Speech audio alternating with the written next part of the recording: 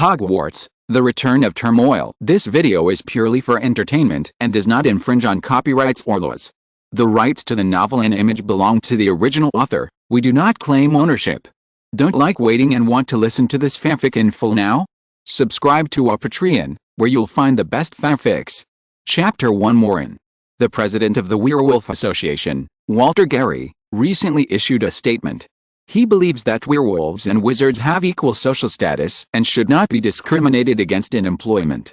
In view of the fact that the latest wolf poison potion is enough to keep werewolves conscious during the full moon, he called on the Ministry of Magic to issue relevant regulations to ensure that the rights of werewolves are not violated. The old brown radio on the table sounded, playing a piece of news. A boy in his teens was lying on the sofa, yawning involuntarily. He held a black birch wand in his hand, which emitted a faint light that flickered on and off. The little boy looked a little thin, with restless hair curling up, but his eyes were very special. The pupils on both sides were different colors. The left pupil was blue and the right pupil was green, which looked particularly strange. But the little boy didn't like these eyes, because he was often ridiculed by other children because of his heterochromatic pupils. Although his mother always told him that different eyes were a gift from God, other children didn't think so. They all thought that only freaks had such eyes. The little boy's name was Maureen Walker, and he was 11 years old. It was a dark, messy little room, with strange things everywhere. The faucet in the sink was running, the cloth in the sink was washing the dishes, and the pots and pans were clanging. On the wall hung a poster of the Quidditch World Cup, with many people flying around on broomsticks, and a handsome man holding a huge Quidditch trophy, smiling triumphantly, his teeth shining brightly. Maureen was listening to the news on the radio. He was not interested in the werewolves' efforts to gain their own interests. He tapped the radio with his wand and muttered, "Big eyeballs." Then the radio changed the channel. Judy Rita, a reporter for the Daily Prophet, wrote that the Department of Mysteries of the Ministry of Magic was illegally invaded by unknown wizards on August 19. Mithras, the head of the Department of Mysteries of the Ministry of Magic, solemnly stated that this was a fabricated story. The Department of Mysteries of the Ministry of Magic has a strong magical defense, and it is impossible for outsiders to break in. But Judy learned from a staff member of the Ministry of Magic, who did not want to be named, that a pocket watch was lost in the Department of Mysteries of the Ministry of Magic on the 19th.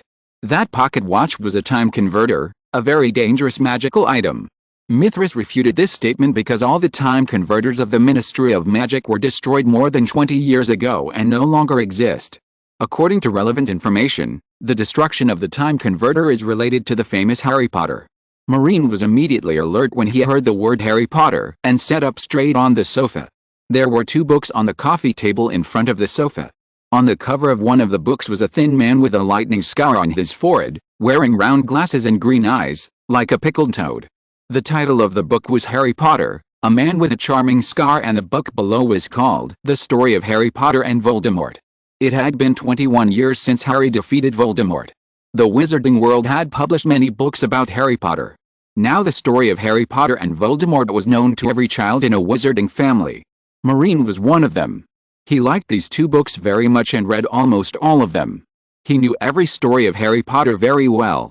But he didn't read the two books, but listened carefully to the content on the radio. Time converter is a magical item handed down from many centuries ago. It can make people go back to the past and change the facts. It is quite dangerous. According to the famous conspiracy theorist Wizard Graves, some dark wizards who claim to be Death Eaters are planning to use Time Converter to go back to the past and save their Dark Lord. But this is impossible to achieve, because the effective range of Time Converter is only 24 hours at most. This can be confirmed in the magical history data, not to mention that all Time Converters have been destroyed. This news is not long, and it was soon replaced by the concert news of the magic singer Alva group. Alva's beautiful singing and the specific details of the concert came from the radio. The venue for the next concert is in the Forest of Dean, and tickets can be purchased at the Blue Moon Magic Record Store in Diagon Alley. Voldemort has been dead for 21 years. Are there still Death Eaters now?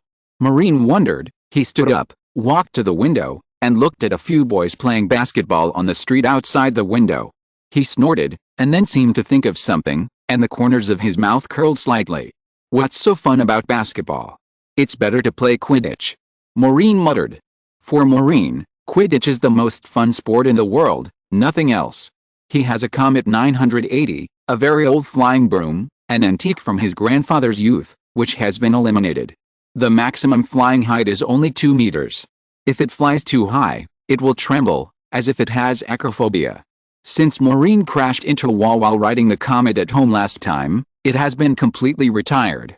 There is a clock on the wall. There are no engraved lines on the clock, but some places are written on it, such as at home, at work, on the way, etc. The clock has 4 pointers, each with 4 names, representing a family. Maureen's pointer is the smallest. The pointers of him and his grandfather Alton point to at home, while the pointers of his father Joel and mother Kate point to abroad. Maureen's parents are both wizards and scholars of ancient magic research. They study ancient magic in Egypt and are not at home all year round. Maureen lives with his grandfather. Maureen, did you take Grandpa's wand again? Alton, who looked kind, came down from upstairs and asked. Alton is the retired director of the Ministry of Magic's Department of Prohibition of the Misuse of Muggle Objects.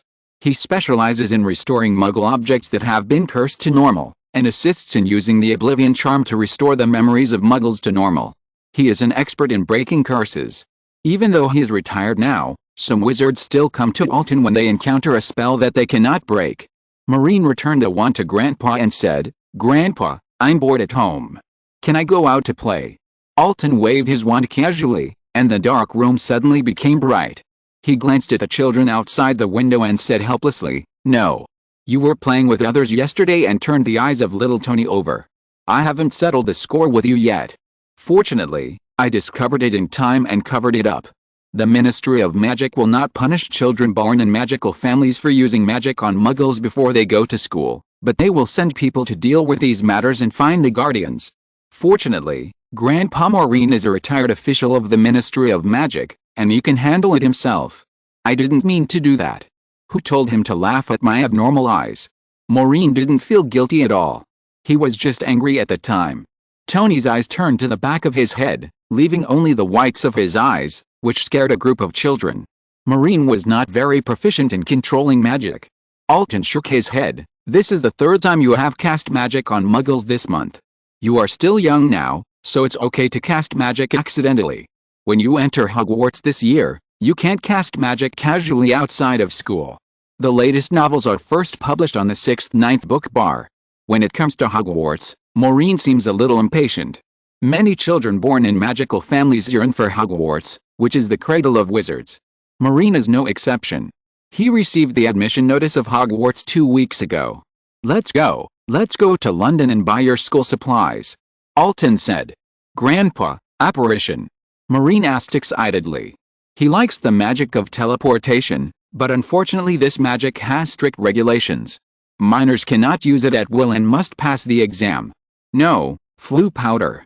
Old Alton walked to the fireplace and pointed his wand into the furnace. The warm flame immediately burned and crackled.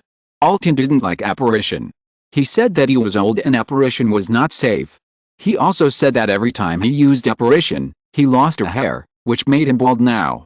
Although Maureen always believed that his grandfather's baldness had nothing to do with apparition, Alton insisted that relying on flue powder when going out was the most reassuring. Maureen was obviously a little regretful. Chapter 2, The Book of Potter. There is only one place in the wizarding world where you can buy everything, and that is Diagon Alley. But to get to Diagon Alley, they usually have to stop at the Leaky Cauldron. The Leaky Cauldron. Maureen grabbed a handful of flue powder and threw it into the flames. The emerald green flames enveloped Maureen and took him around.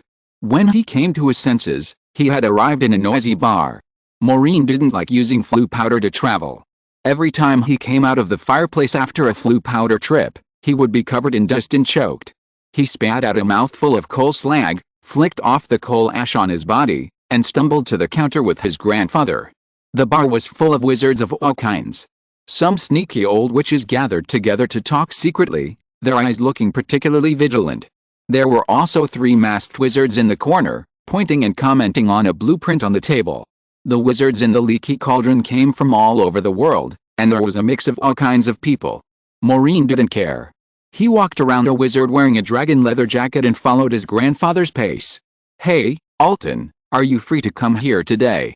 A middle-aged wizard stood up and greeted him, looking particularly enthusiastic.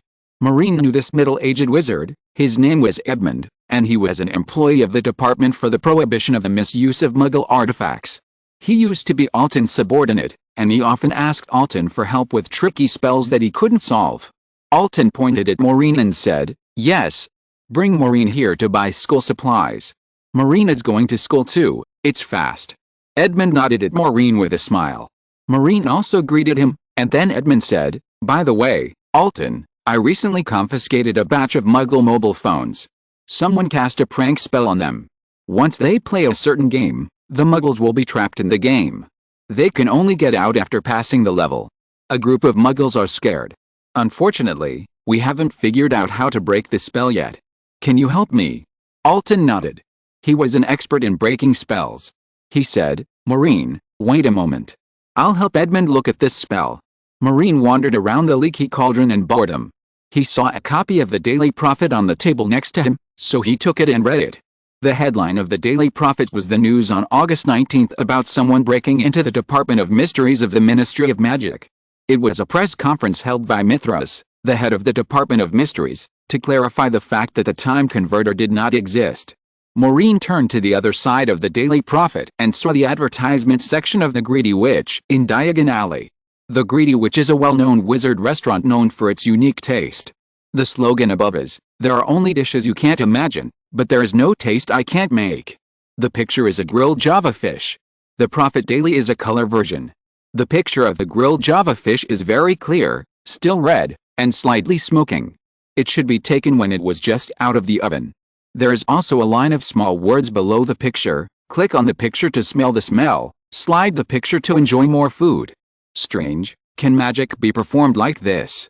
Maureen clicked on the picture curiously, and then the fragrance on the picture overflowed and drilled into Maureen's nostrils. The fragrance seemed to be a mixture of cheese and roast goose, mixed with cumin, which was very unique and made Maureen feel immersive.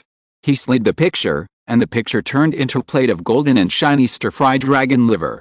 The aroma of rice was overflowing, making Maureen swallow his saliva.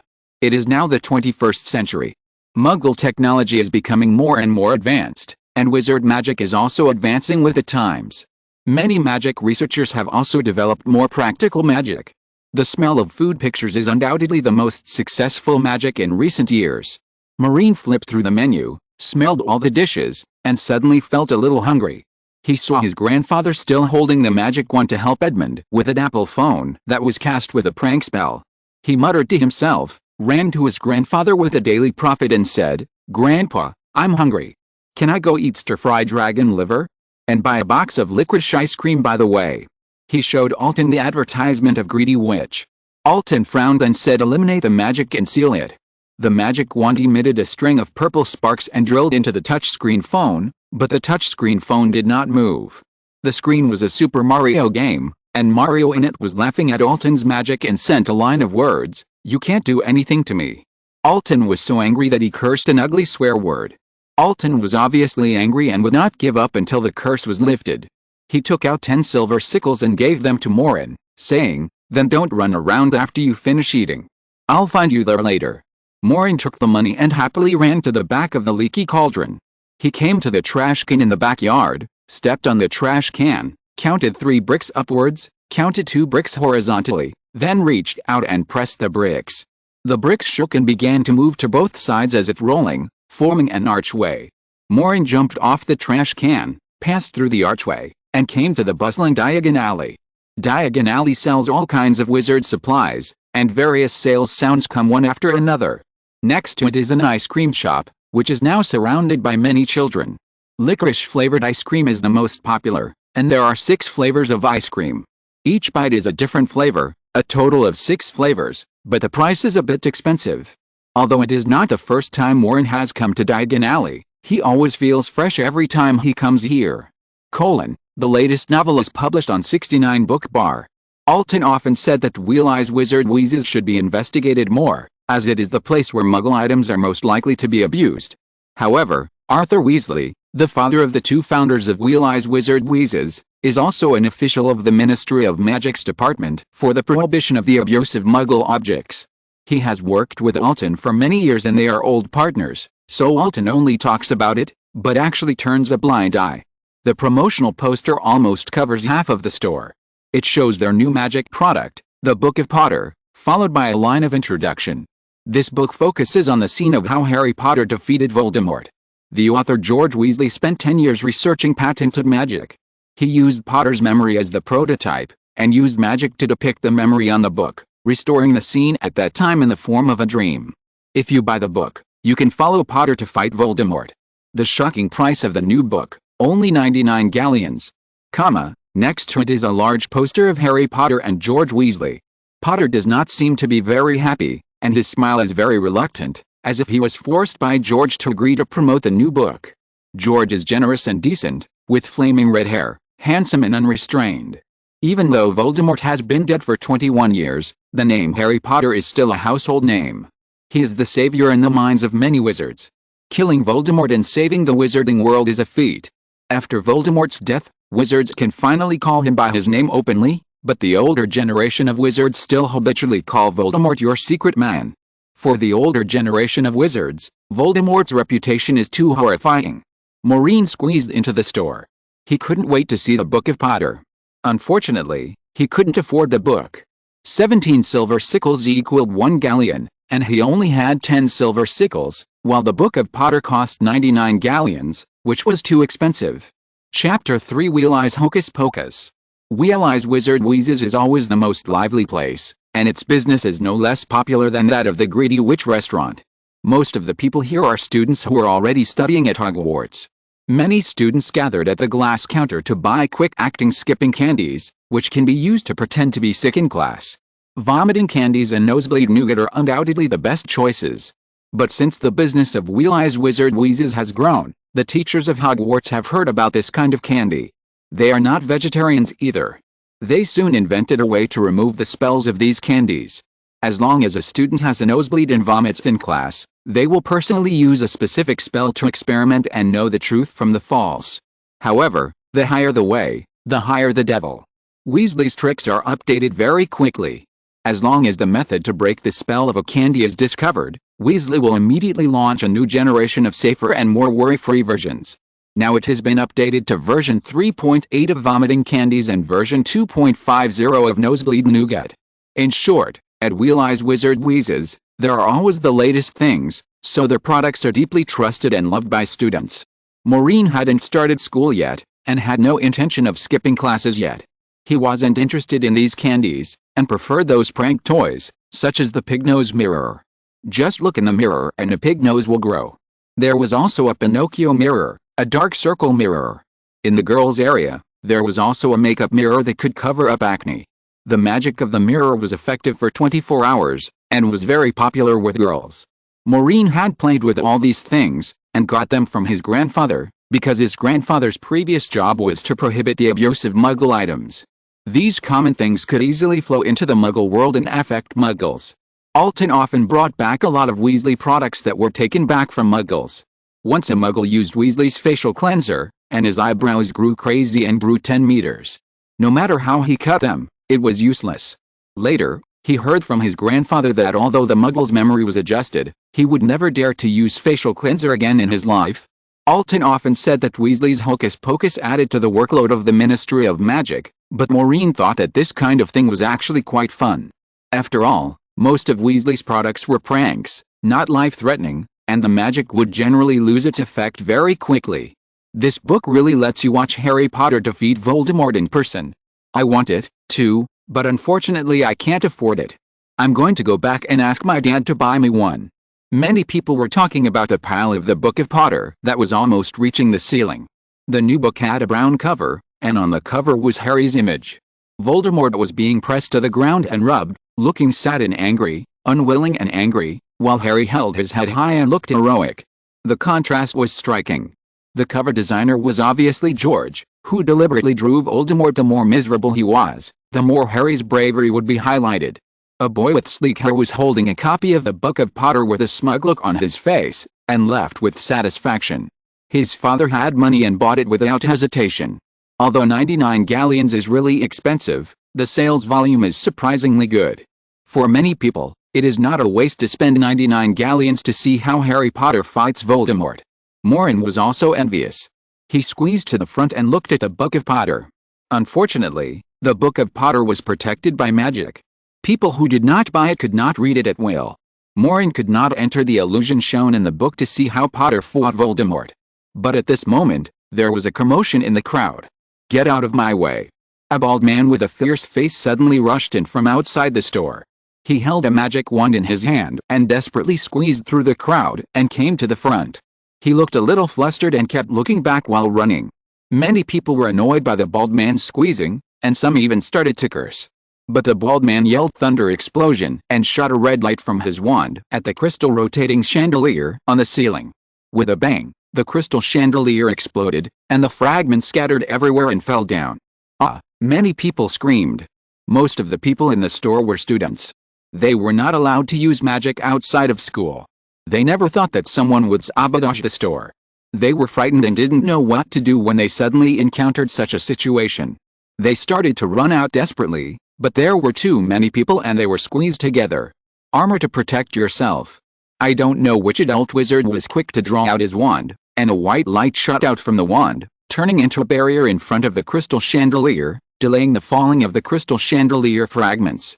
But the bald man's wand had already fired more explosive spells, which shot at other display cases in the store, blowing all the exhibits into pieces.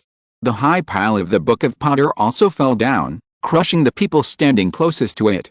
The whole store was already in a state of chaos. Maureen had not expected that there would be turmoil in Weasley's Wizard Wheezes. He had just leaned very close to the front and was hit on the head by the Book of Potter. His head was immediately swollen, but he struggled to climb up from the pile of books. Flames!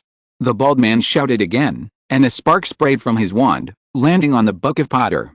With a crash, the book suddenly burst into flames, and the flames quickly spread out. Maureen was startled, and he climbed out in time, otherwise he would have been engulfed by the flames. However, there were still many people buried under the books. A scream of fear came from under the books. Most of them were students. Thick smoke had already rolled out, and the hot flames began to burn everything that could burn. Not good. Maureen turned around anxiously. He was just a prospective freshman who had not yet enrolled. He had not even bought a wand and could not cast any magic. He looked around and saw a few water balls on the counter on the left. This kind of water ball would burst out a strong stream of water when it hits a person, and the person would be washed away for a long distance. It was originally a prank product, but he could not care so much at the moment. He ran towards the water ball desperately, picked up 5 or 6 water balls, turned on the switch, and threw them at the burning books. Fortunately, he had played with this water ball from the magic items confiscated by his grandfather before, and knew how to use it. The water ball fell on the book and immediately sprayed a stream of water that was enough to wash a person away 2 meters away, covering the burning book.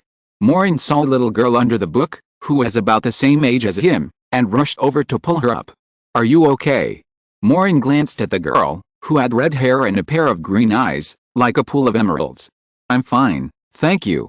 The little girl looked a little panicked, but she still crawled out from the pile of books. The latest novel is first published on 69 Shuba. Asshole, unforgivable. You lost bald dog. How dare you cause trouble in my store? With a roar, a man with flaming red hair rushed over from the back of the store, and the magic wand in his hand directly sprayed a purple light, shooting towards the bald man. Maureen recognized the flaming red-haired man as George Weasley, the owner of the magic trick shop, who was photographed with Harry Potter on the poster. George looked very angry at this time. But the bald man tilted his head, rolled on the ground, and drilled into the chair next to him.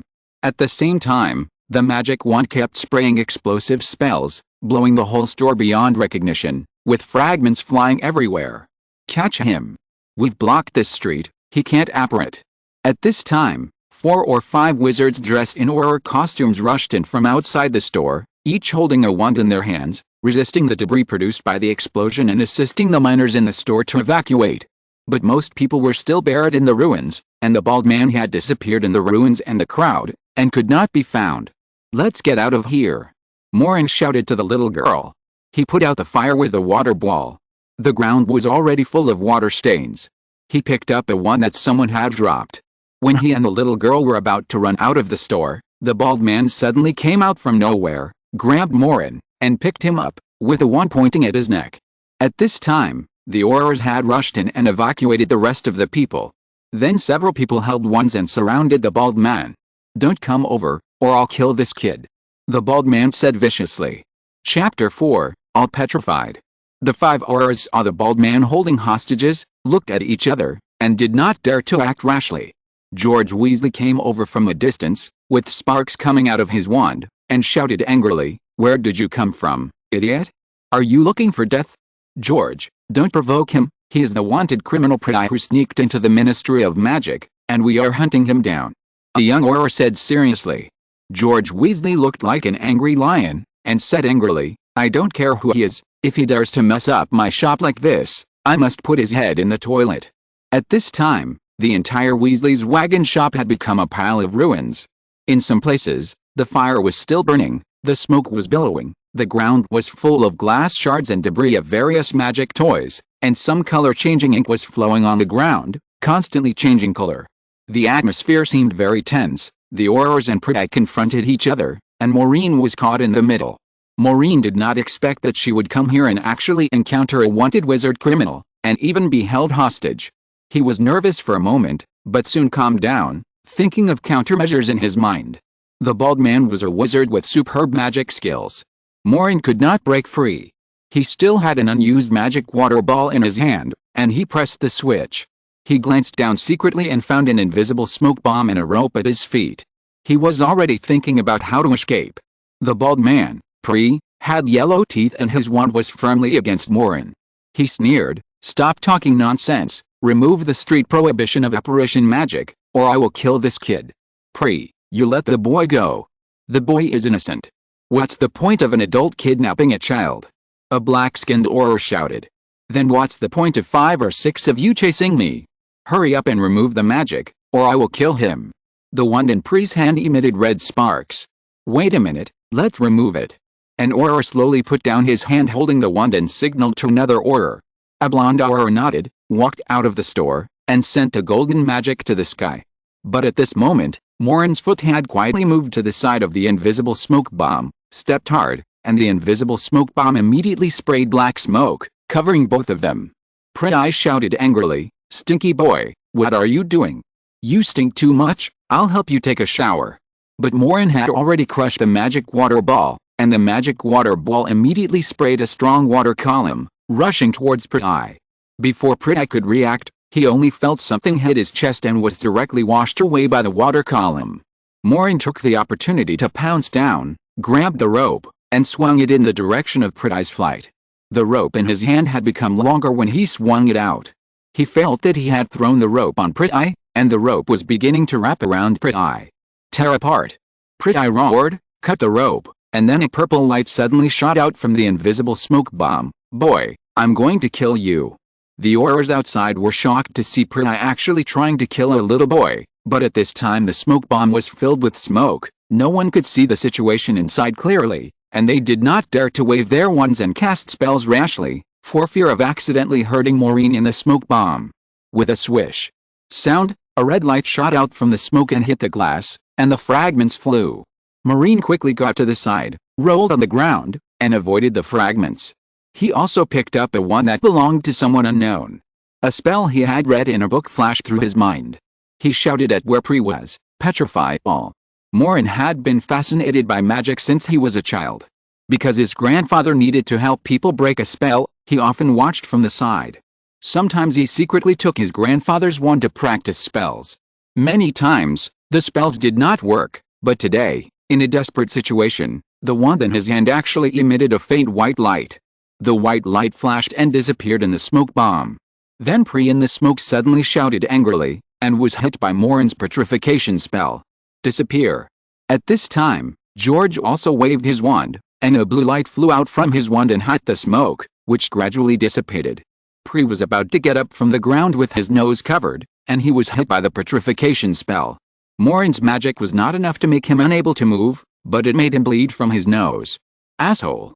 Pryde was furious and grabbed his wand to resist when a purple-haired Auror made a move, fall to the ground. A red stunning spell hit Pryde's chest and knocked Pryde unconscious. Everyone breathed a sigh of relief. A roll of white rope flew out of one of the Auror's wand and tightly wrapped Pryde, and cast a few binding spells on him, and that was it. "I remember you, you are Alton's grandson, are you okay?" The purple-haired Auror ran over and looked at Maureen with concern. "I'm fine." Maureen panted, still holding the wand in his hand, and shook his head slightly. Because of his grandfather, he vaguely remembered that the purple-haired Auror was named Phil, a powerful animagus who could turn into an owl. Animagus refers to a person who can turn into a certain animal.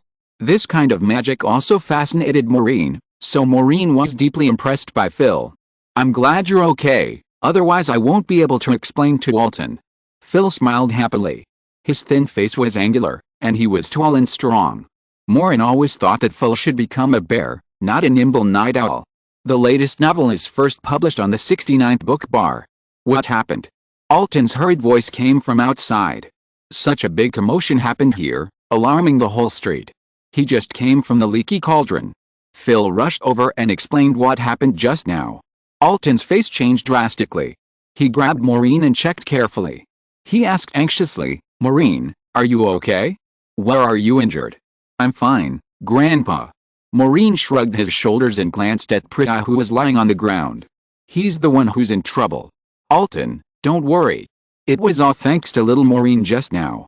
Tisk tisk, I didn't expect that Maureen could cast a spell before going to school. If it wasn't for his petrification spell hiding Pretty, we wouldn't have been able to take Pretty down so easily. Phil said with appreciation. Alton scolded, "How dare you say that? How do you do things in your Auror department? If Maureen is in trouble, I must ask your Auror minister for an explanation." Although Alton usually looks kind, he doesn't care so much when it comes to Maureen's safety. He doesn't speak politely at all. Phil knew that their Aurors were in the wrong, so he could only smile helplessly. "What did this guy do wrong?" Alton stared at Priya, who was tied up, and asked. Phil looked around and hesitated. Originally, this was a matter of the Ministry of Magic and needed to be kept secret. But considering that Alton was also a retired official of the Ministry of Magic, he whispered, "This guy is the one who broke into the Department of Mysteries of the Ministry of Magic a few days ago. What he did this time is enough to keep him in Azkaban for several years." Phil pulled Alton aside, as if he was intentionally avoiding Maureen. Maureen vaguely heard the words Time Turner and Polyjuice Potion, as if Priyanka had disguised herself as someone else to break in. Maureen remembered that when he was listening to the radio at home in the morning, he heard about the Time Turner. He was confused. Could it be that the matter of the Time Turner was really not going to happen? Chapter 5 Prophet Reporter.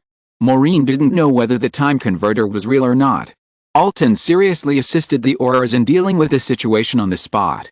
The damaged glass chandeliers and shelves in the store could be restored by magic, but many magic junk products were completely destroyed, especially a large number of the Book of Potter were burned to ashes by the magic fire.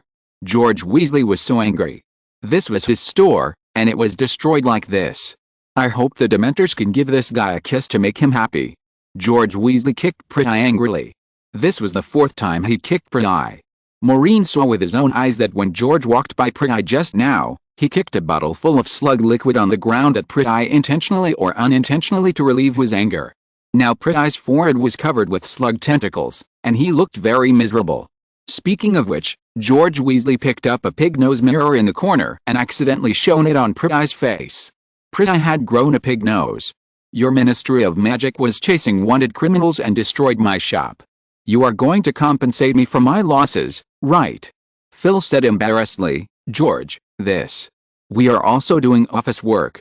Besides, your father Arthur is also from our Ministry of Magic. Stop talking nonsense to me. I know your Ministry of Magic's tricks.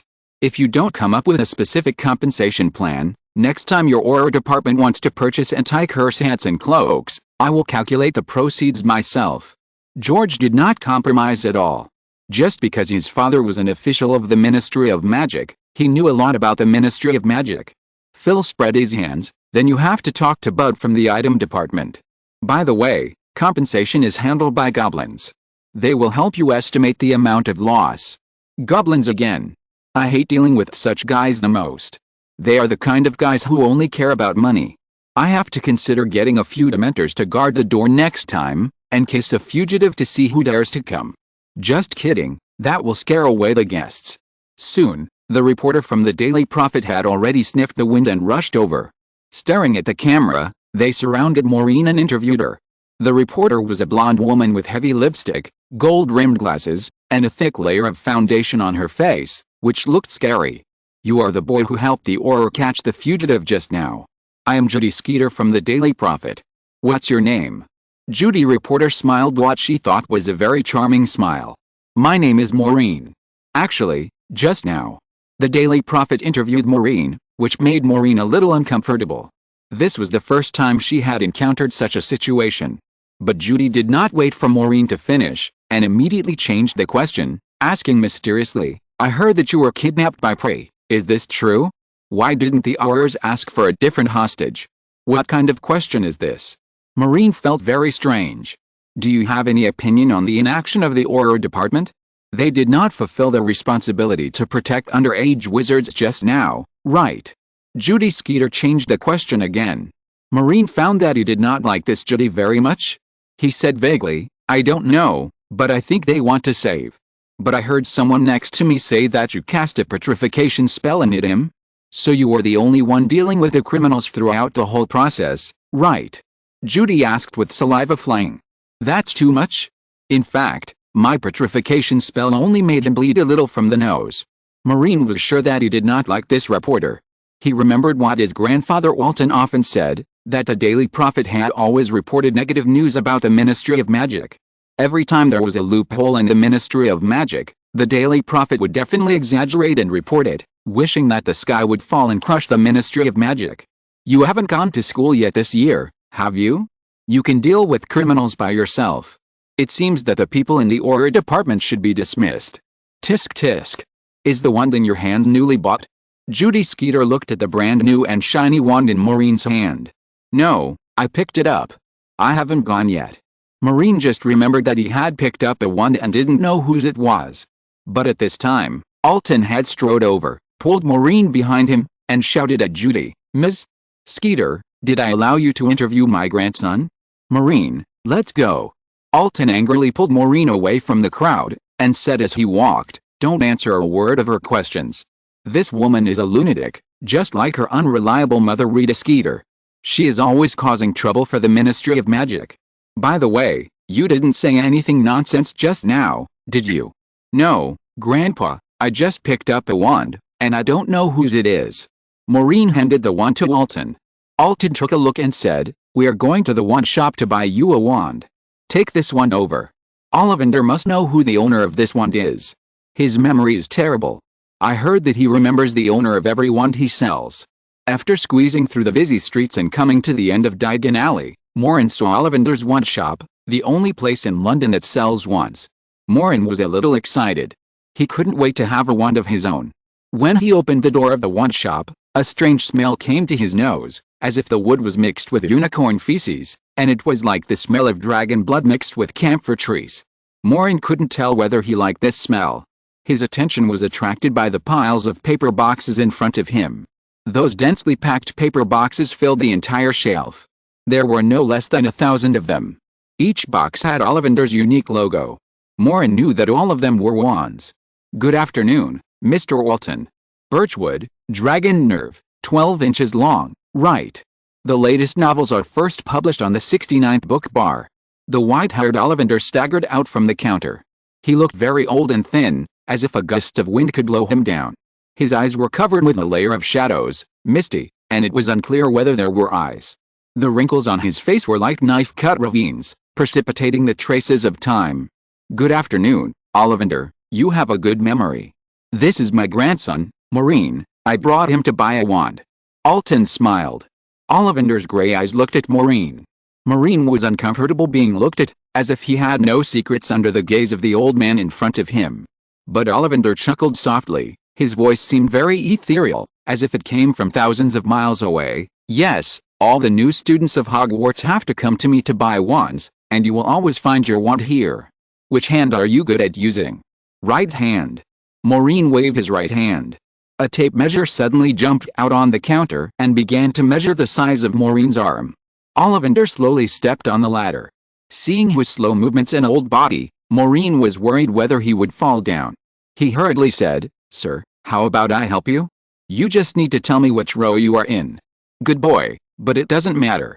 I have climbed this ladder thousands of times, and my footprints are imprinted on it. The ladder recognizes me, and nothing will happen." Ollivander laughed. And Maureen soon found that he was worrying too much. Ollivander only stepped on the bottom of the wooden ladder. He did not climb up, but the ladder changed section by itself, taking him up. The ladder was obviously also cast a magic. Ollivander, I remember last time you accepted an apprentice named Dolly? Why isn't he here? Alton asked. Chapter 6 The Wand. Young people don't like to stay in a lifeless wand shop. They want to go out and make a living. Everyone has their own aspirations. Don't force it. Ollivander shook his head slightly. He looked around at the dazzling array of wands inside, but every wand is alive. How can this place be so lifeless? Wands also have souls. They choose wizards. Ollivander took a few boxes and walked down the wooden ladder. He put the boxes in front of Maureen, opened a box, took out a silver white wand and handed it to Maureen. Try this one. When Maureen was about to take the wand, Ollivander suddenly saw Maureen's eyes and exclaimed softly, "Oh my God! Oh my God!" Ollivander retracted the wand that was going to give to Maureen, quickly put it back into the paper box, and then put the paper box away. Maureen looked at Ollivander awkwardly, and his hand didn't have time to hold the wand. What's wrong, sir? Maureen didn't know what happened. Looking at Ollivander's actions, didn't he want to sell the wand to him? Ollivander praised, heterochromatic eyes, rare heterochromatic eyes. I'm confused. How can this wand be suitable for you? That wand belongs to you. Ollivander walked quickly to the shelf next to him, and the strange wooden ladder automatically followed Ollivander and moved with him. Ollivander took out a box from a pile of wands, then climbed down and opened the paper box of the wand. Inside was a straight black wand with some strange patterns engraved on the end of the wand, which were blue and green. 13 inches, willow wood, chimera nerve, a very rare creature. The last time I caught it, it had blue and green eyes like you. Ollivander handed the wand to Maureen. Maureen just held his wand and felt a strange breath coming from the wand. His arm seemed to be slightly warm, which was very magical. He shook it gently, and the wand suddenly sprayed a flame, igniting the shelf in front of him, which scared Maureen. Sorry, I didn't mean it. Maureen said quickly. It's okay. This wand really belongs to you. It will play a very powerful role in your hands. Yes, these eyes are extraordinary. Ollivander waved his wand and extinguished the flames. He looked very happy and did not blame Maureen for his shelf being burned. It's rare to have a customer who is not picky. Few wands find their owners the first time. Many wizards have to try at least 5 times. Ollivander seemed more satisfied than Maureen. Maureen felt uneasy. He remembered the wand he picked up, so he handed it to Ollivander and said, "Sir, I picked up this wand. Can you see whose it is?" Ollivander took the wand from Maureen's hand, waved it, and said in surprise, 12 inches, holly wood, unicorn tail feathers. This is Lily Potter's wand. Lily, who? Maureen asked puzzled. At this moment, the door creaked open, and a little girl walked in from outside. The little girl had red hair, but green eyes, and a red-haired woman followed behind her. Huh? Maureen recognized the girl at a glance. It was the little girl she had just seen at Weasley's playhouse. Maureen had just helped her get out of the pile of books in a panic. Ginny Potter, long time no see. Alton recognized the red-haired woman at a glance and greeted her with a smile. It's Mr. Alton, hello. The red-haired woman was Ginny. Her father Arthur Weasley and Alton were both from the Department of Prohibition of the Misuse of Muggle Artifacts, so Ginny also knew Alton. Maureen was slightly surprised. Ginny Potter, that means this lady is Harry Potter's wife Ginny. Mrs. Potter, we meet again. Ollivander said. Excuse me, Mr. Ollivander, I just brought Lily to buy a wand, but Lily lost her wand, so I had no choice but to bring her to buy another one. The red-haired woman said politely. Lily Potter's wand was picked up by this young man, and he is asking me whose wand it is. Ollivander handed the wand to Ginny. Mom, he is the one who saved me just now. The little girl smiled sweetly and pointed at Maureen. Ginny was extremely surprised. She took the wand handed over by Ollivander, looked at Maureen, and said gratefully, Lily just kept saying that a little boy saved her. I didn't expect to meet you here. Thanks to you for saving Lily. What's your name? His name is Maureen, he is my grandson.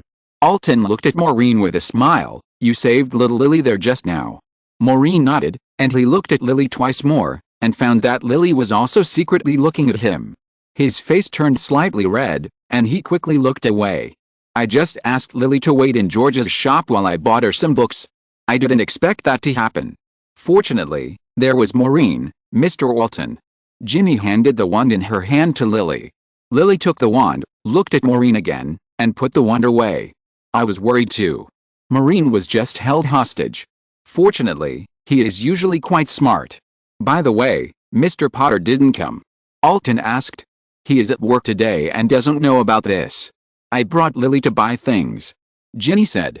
Alton and Ginny were talking, but Maureen was very curious about Lily, because the whole wizarding world knew that Harry Potter defeated Voldemort. Maureen was deeply impressed by the name of Harry Potter, and didn't expect that he would meet Harry Potter's daughter, Lily. Lily came over, looked at Maureen, stretched out her hand generously and said, "My name is Lily. Thank you for what happened just now. Wow, your eyes are so magical." Lily looked very lively. When she smiled, there were 2 dimples on her mouth, which was very cute. The latest novels are first published on 69 Shuba. Maureen hesitated for a moment, and also stretched out his hand and said, "Thank you, my name is Maureen." Many people think that having such a pair of eyes is like a freak. How is it possible? These eyes are very special. Are you going to Hogwarts this year? Lily asked. Yes, I'm here to prepare things for school. Maureen nodded, and he took out the admission notice of Hogwarts from his pocket. There were things that first-year students needed to prepare, including a lot of books and school uniforms, as well as the cauldrons needed for potions class. Unfortunately, he only bought a wand. I have bought everything. I was playing in Uncle George's shop just now. You were so brave just now, Lily said. Maureen smiled. He was not a quiet child. Ginny talked with Alton for a while, and then prepared to leave. Lily also wanted to leave. See you at Hogwarts then. Lily waved to Maureen, then left the wand shop with her mother. Chapter 7 Muggle Studies. Alton took Maureen to Gringotts Goblin Bank, which took quite some time because Alton was very dissatisfied with the goblins' work in Gringotts. The high speed of the car made the elderly Alton dizzy when they went to the underground vault. It took him a long time to come back to his senses. Can't they change gears like Muggle cars? Alton walked out of Gringotts Bank with Maureen's support and cursed. He looked very annoyed and had a great prejudice against goblins. There are very few wizards who like goblins. They have different views on gold than wizards. Maureen didn't know what a gear was. Alton had worked in the Department of Prohibition of the Misuse of Muggle Artifacts. He and Maureen had talked a lot about Muggles, but it was not comprehensive. What books did you want to buy? Alton asked. Maureen took out a list of books and said, Magic Theory, Elementary Transfiguration Guide, Magical Pharmacy and Potion, Standard Spells, Elementary, History of Magic, 1000 Magical Herbs and Fungi, Power of Darkness, Defense Guide, and How to Be a Muggle by Evan Charles. This year we will also take a course in Muggle Studies. After several years of research and decision, Hogwarts has made Muggle Studies a compulsory course. Although Muggles cannot do magic, their creativity is very strong. Many things are comparable to magic, and many instruments can already detect the existence of magic. In order to cover up the existence of wizards and allow wizards to better integrate into Muggle society, the Ministry of Magic communicated with Hogwarts School and deliberately made Muggle Studies a compulsory course. Yes, I heard that. Starting today, first-year students will learn Muggle Studies. We used to take this elective course in 3rd grade. Alton sighed. When I was in school, I always got full marks in Muggle Studies. In 7th grade, I wrote a paper on why Asian Muggles use chopsticks, which was highly praised by the Muggle Studies Association. This is what Alton often boasted to Maureen. Maureen read the paper. He was confused from beginning to end. He only remembered one sentence, which was the only key sentence, because Asian Muggles like bamboo. Maureen didn't understand what the relationship between Asian Muggles liking bamboo and using chopsticks was. Anyway, Alton listed a lot of evidence that Maureen couldn't understand. One of the evidences was that there was a cute black and white animal in the mysterious ancient country of Asia that liked to eat bamboo. It was their national treasure. Because that animal liked to eat bamboo, they also generally used bamboo to make chopsticks. It seemed to make sense, but Maureen always felt that something was wrong. However, he didn't know what chopsticks were. As a wizard, there was a big generation gap between him and Muggles, and it was difficult to explain the operating rules of the Muggle world. Many wizards didn't understand Muggles and could only rely on their imagination to understand Muggles. Grandpa, do you mean there are wizard schools in Asia? Maureen asked curiously. Alton walked to the chair outside Flourish and Blots and sat down. After thinking for a while, he said, I don't know if they are wizards, but I remember there is a DOA academy over there. They don't call it magic, but what? Anyway, don't worry about it. Go buy all the books quickly. I'll take my time. That damn minecart. Maureen ran into the dazzling bookstore alone and spent more than half an hour buying all the books he needed from the piles of books piled up to the ceiling. There are many books in Flourish and Blots, and the various magic books are dazzling. Maureen also saw that Flourish and Blots was selling a magic bookmark that could read aloud automatically. Clip this magic bookmark on any book, and just chant a simple spell, and the magic bookmark will read the contents of the book in the reader's own voice.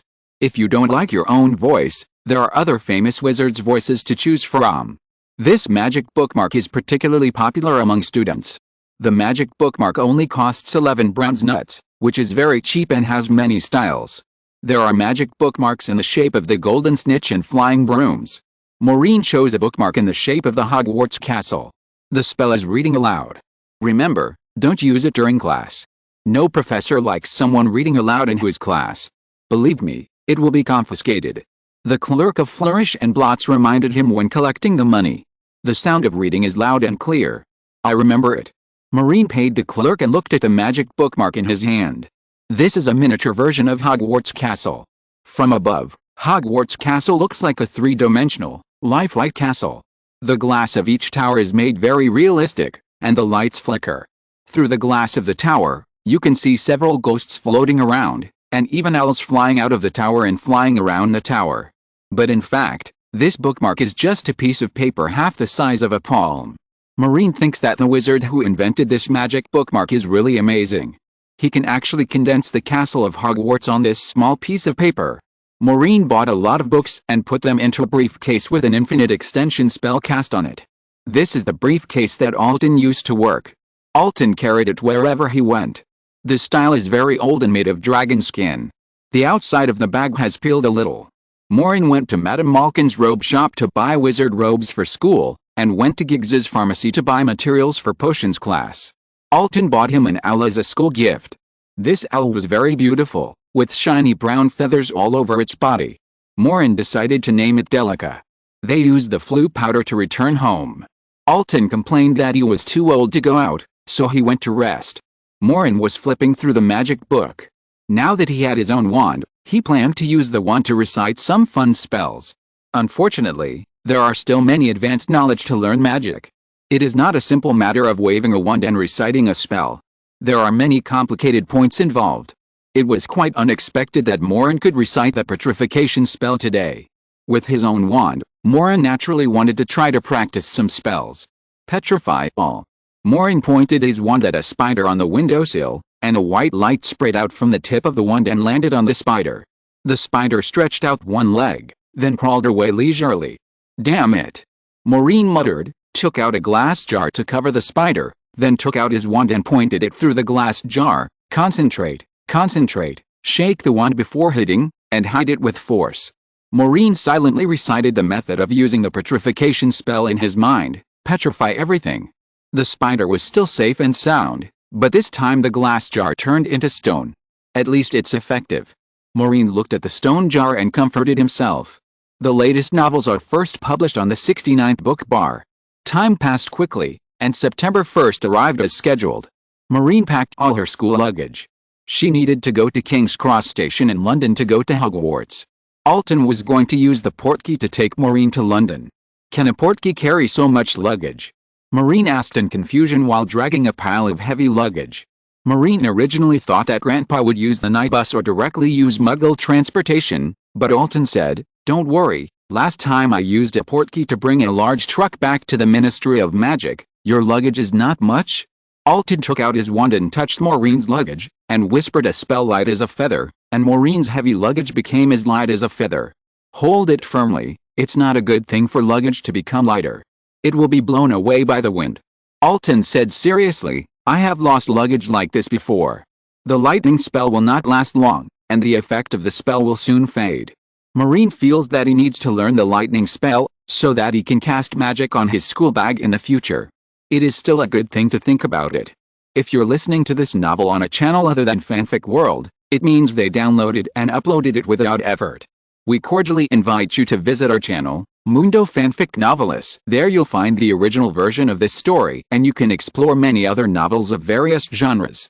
We're waiting for you to immerse yourself in a world of incredible novels. Chapter 8 School. The portkey was a broken straw hat with only half of its top left. Alton found it on the grass in the park. The portkey smelled like rotten eggs. Maureen frowned in disgust. Portkeys were usually insignificant to Muggles, and they were cast with a Muggle-repelling spell. Muggles would not pick them up casually. This is a temporary portkey. We will leave at 8:30. It will be too late if we miss it, Alton said while looking at his pocket watch. Maureen was pulling the luggage along the way, and he had to be very careful, because the luggage cast with a lightning spell was like feathers. If you were not careful, the luggage would float up. If the luggage was allowed to float in the air in broad daylight, it would be a big deal for Muggles. Maureen put his hand on the straw hat and waited for about 5 minutes. He felt a strange force coming from the straw hat, which suddenly hooked his body. The whole person was pressed into the air. When he came out, he was dizzy and almost fell down. Alton pulled him up from the side. "Who are you?" A bald middle-aged Muggle sat on the toilet, looking at the two people who suddenly appeared in horror. "Grandpa, why is it the toilet?"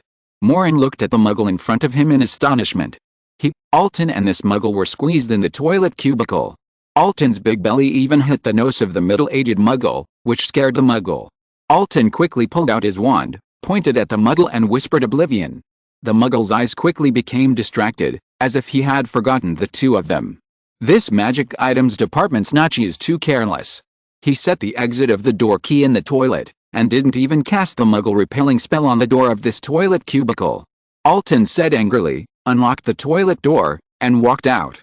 Maureen also swallowed his saliva and quickly pulled down the luggage floating on the ceiling of the toilet cubicle. The luggage just slipped out of his hand and floated into the air. Fortunately, otherwise the toilet would really be crowded. "Sorry, please continue," Maureen muttered to the Muggle on the toilet apologetically and helped him close the door. There were other Muggles in the toilet, looking at Alton and his grandson who came out of the toilet at the same time with strange eyes, but Alton ignored them and strode out. They came out of the public toilet of King's Cross Station.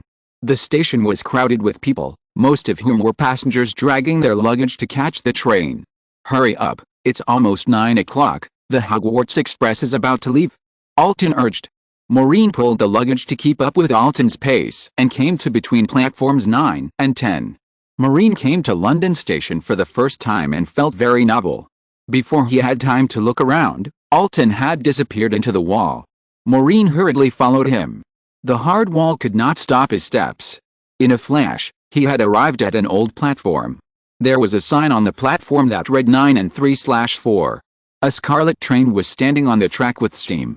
The platform was crowded with wizards, most of them were students of Hogwarts, and there were also parents who came to see them off. Many parents were kissing their children, and some parents were telling their children not to get into trouble at school. Maureen clearly heard a tall and thin male wizard yelling at his son, "If you don't pass 5 owls this year, you'll be beaten." Owls are ordinary wizard-level exams, which are very important for students of Hogwarts, but Maureen is still a freshman and doesn't care much about this. "Okay, Maureen, be obedient in school and don't get into trouble. Study Muggle studies well. If you graduate in the future, I can introduce you to a job in the Ministry of Magic. Of course, it's too early to say this now. It would be great if you could be proficient in ancient magic texts like your parents. Don't be too stressed.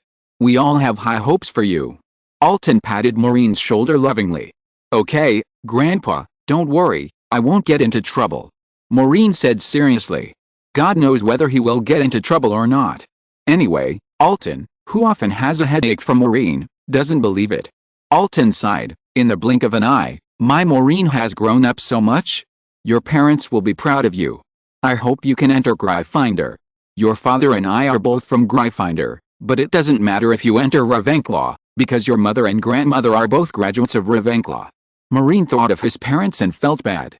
He hadn't seen his parents for a long time. They were usually very busy. Even when Maureen went to school, they didn't have time to come back. "Don't blame your parents, they love you." Alton saw Maureen's worries and comforted him. "Grandpa, I'm leaving. Maureen shrugged his shoulders and didn't say much. The conductor had already started urging everyone to get on the train quickly. Maureen climbed onto the train and waved to Alton at the door. "Goodbye, Maureen, see you on Christmas," Alton shouted loudly on the platform. The train had already started, and Alton quickly disappeared from Maureen's sight. Maureen squeezed in the crowded aisle, trying to find a more spacious carriage, which was not easy, because many carriages were already full of people, and at this time, the weight-reducing charm on his luggage began to fade, and the luggage became heavy. "I must learn the weight-reducing charm." Maureen pointed his wand at his luggage and tried to recite light as a feather, but it didn't work, and the luggage was still as heavy as before. "Hey, Maureen, we meet again, you can come to our place." Just as Maureen was struggling to drag his luggage, the carriage next to him was opened, and Lily's head popped out and waved to Maureen. "Oh, it's you." Maureen breathed a sigh of relief and walked towards Lily's carriage. There was also a red-haired boy in the carriage, who looked a little quirky. "Hey, Maureen, remember me? Hugo Weasley, Lily's cousin." The red-haired boy stared at Maureen with interest and said, "The latest novels are first published on the 69th book bar. Hey, Hugo, long time no see." Maureen moved the luggage one by one to the luggage rack. Maureen's grandfather Alton and Hugo's grandfather Arthur Weasley were old acquaintances. Maureen had met Hugo 3 times before. "You are a celebrity now." Hugo took out a copy of the Daily Prophet from his school bag and spread it on the table. Maureen looked at the Daily Prophet in surprise. His photo was on the front page, occupying half of the page. There was a line of black words on it. "The Aurors of the Ministry of Magic have fallen to the point where they have to rely on a boy who has not yet gone to school to subdue wanted criminals." How could this happen? Maureen hadn't read the Daily Prophet in the past few days. Alton didn't like the Daily Prophet. Ever since Judy Skeeter said in a report 2 years ago that the Department for the Prevention of the Misuse of Muggle Artifacts was a redundant department and should be abolished, Alton angrily unsubscribed from the Daily Prophet. Maureen still didn't know that he had become a celebrity in the wizarding world without knowing it. Chapter 9 On the Train. Maureen continued reading. In a riot in Diagon Alley on August 25th, Aurors were chasing the notorious dark wizard Pretty.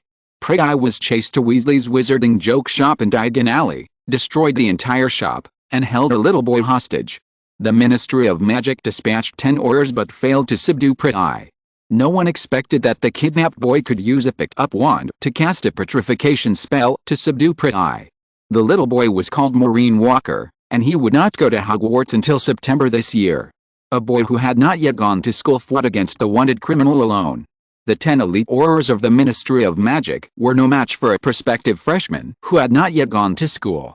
This made us wonder whether the Aurors of the Ministry of Magic got into the Ministry of Magic through connections. "Look, you're famous now," Lily said with a smile. "My grandfather said that most of the Daily Prophet is unreliable." Maureen put the newspaper down and said indifferently. Hugo asked excitedly, "So you really cast the petrification spell to knock Pre down?" "No, I just made his nose bleed," Maureen said very honestly, and described in detail how he used magic water balls and smoke bombs to save himself. "That's also amazing. No freshman can cast a complete spell before systematically learning magic, but you did it," Hugo said admiringly. Maureen thought of the destroyed Weasley's wagon shop and asked, "Weasley's wagon shop should have reopened, right?" "It has been reopened, but Uncle George is furious because the goblins gave a very low estimate for compensation. He came back and cursed for 2 hours last time, in front of us." Hugo laughed. Lily also laughed and said, "But Hugo got a lot of magic jokes that Uncle George didn't want this time, right, Hugo?" Hugo took out a small box from his school bag mysteriously and said, "I didn't get as much as James and Albus. They took most of the things, but I also got a lot. This is a small mahogany box, the size of a palm." Hugo opened the leather buckle of the box and turned the box over like a book. The box, which was originally only the size of a palm, turned over, as if it was folded and then unfolded again, and finally became as big as the table in the carriage. "Uncle George designed a magic folding box," Hugo explained, and then opened the lid of the box. Soon the box rolled layer by layer, like a bookshelf popping out, with 9 shelves, open to the left and right, and each shelf was filled with strange and bizarre Weasley magic jokes. Maureen opened her eyes wide and said, "Wow. This is the screaming paint, the invisible potion, the burping egg, the laughing cup, the tooth decay gum, the retractable ear, and this. This is the inaccurate pocket watch. Maureen looked at a lot of magic jokes like a treasure, and was surprised. Huh? You know so much? Hugo asked. Maureen nodded and picked up the inaccurate pocket watch. This pocket watch was very strange. It would only show the correct time at even hours. If it was an odd hour, its seconds would go backwards. I have played with many of Weasley's things. I have always liked the funny things made by Mr. Weasley. Hugo said proudly, I also like the things invented by Uncle George. When I grow up, I will follow him to make these things. But Aunt Hermione doesn't look very happy. She prefers you to study honestly. She said you should take Rose as an example. Lily smiled. Hugo said indifferently, she is always like this. Isn't it enough to have a Rose who is a top student at home? I really envy Fred. Last year, Fred blew up the toilet at Hogwarts. The school sent a letter to Uncle George. I clearly heard Uncle George muttering that Fred played with all the leftovers from his previous games. Can you believe it? Uncle George didn't punish Fred. Fred? Fred Weasley? The other founder of the Weasley Trickster. Maureen had heard that the Weasley Trickster was created by the Weasley twin brothers, but Fred died when fighting against the Death Eaters. No, it's Fred Rod Weasley, my cousin. Uncle George named his son in memory of Fred. Hugo said casually, Fred is also a funny genius. He often gets into trouble at school, but Uncle George never scolded him. He also said that the school has only sent a few hundred letters of complaint in 4 years, which is not as good as when he was in school before. Uncle George is simply an open-minded parent, isn't he? Maureen couldn't help but nod. Such parents are what all troublemakers dream of. If Mom receives a letter complaining about me, I think she will definitely send me a howler. Hugo said with some regret. Maureen and Lily both laughed. By the way, last time I heard that Pri was caught because of the time turner, so is there really another time turner? Maureen asked, picking up an inverted hourglass. This hourglass flows from the bottom to the top, which is different from ordinary hourglasses. Lily and Hugo looked at each other, and Lily said, I don't know, that's the weird thing. My dad had a very serious expression that day. If there was no time turner, he wouldn't be so serious. You should know that he works in the Ministry of Magic. No matter how I asked him, he didn't tell me. Hugo interrupted, but I secretly heard from Mom that there's indeed a time turner that remains and has not been destroyed. Dad told me before that Mom used the time turner when she was in school, so Mom is very familiar with the time turner. Did they catch Pri? Maureen asked. The latest novels are first published on 69 Shuba. Nothing was found. Pri drank the truth serum but didn't say anything. His memory was tampered with before he was arrested. Lily said. Maureen felt puzzled and asked again, so is it true? They stole the time turner just to revive Voldemort. Children nowadays are not as taboo about the 3 words Voldemort as the previous generation. Maureen has always been outspoken. My mother said it's not possible. The time turner can only go back to 24 hours ago at most, and Voldemort has been dead for 21 years. How can he be resurrected? Hugo said without thinking. Then why did they steal the time turner? Maureen asked. It's none of our business anyway.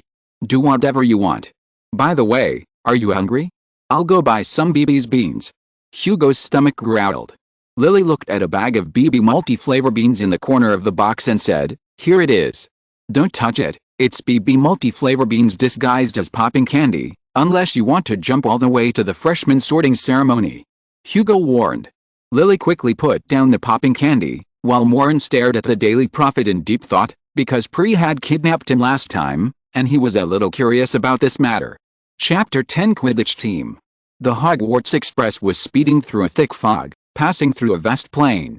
Maureen, Hugo and Lily were in the carriage, biting chocolate frogs while talking about their favorite Quidditch teams. Dad likes the Chudley Cannons, but unfortunately they didn't make it to the finals this year.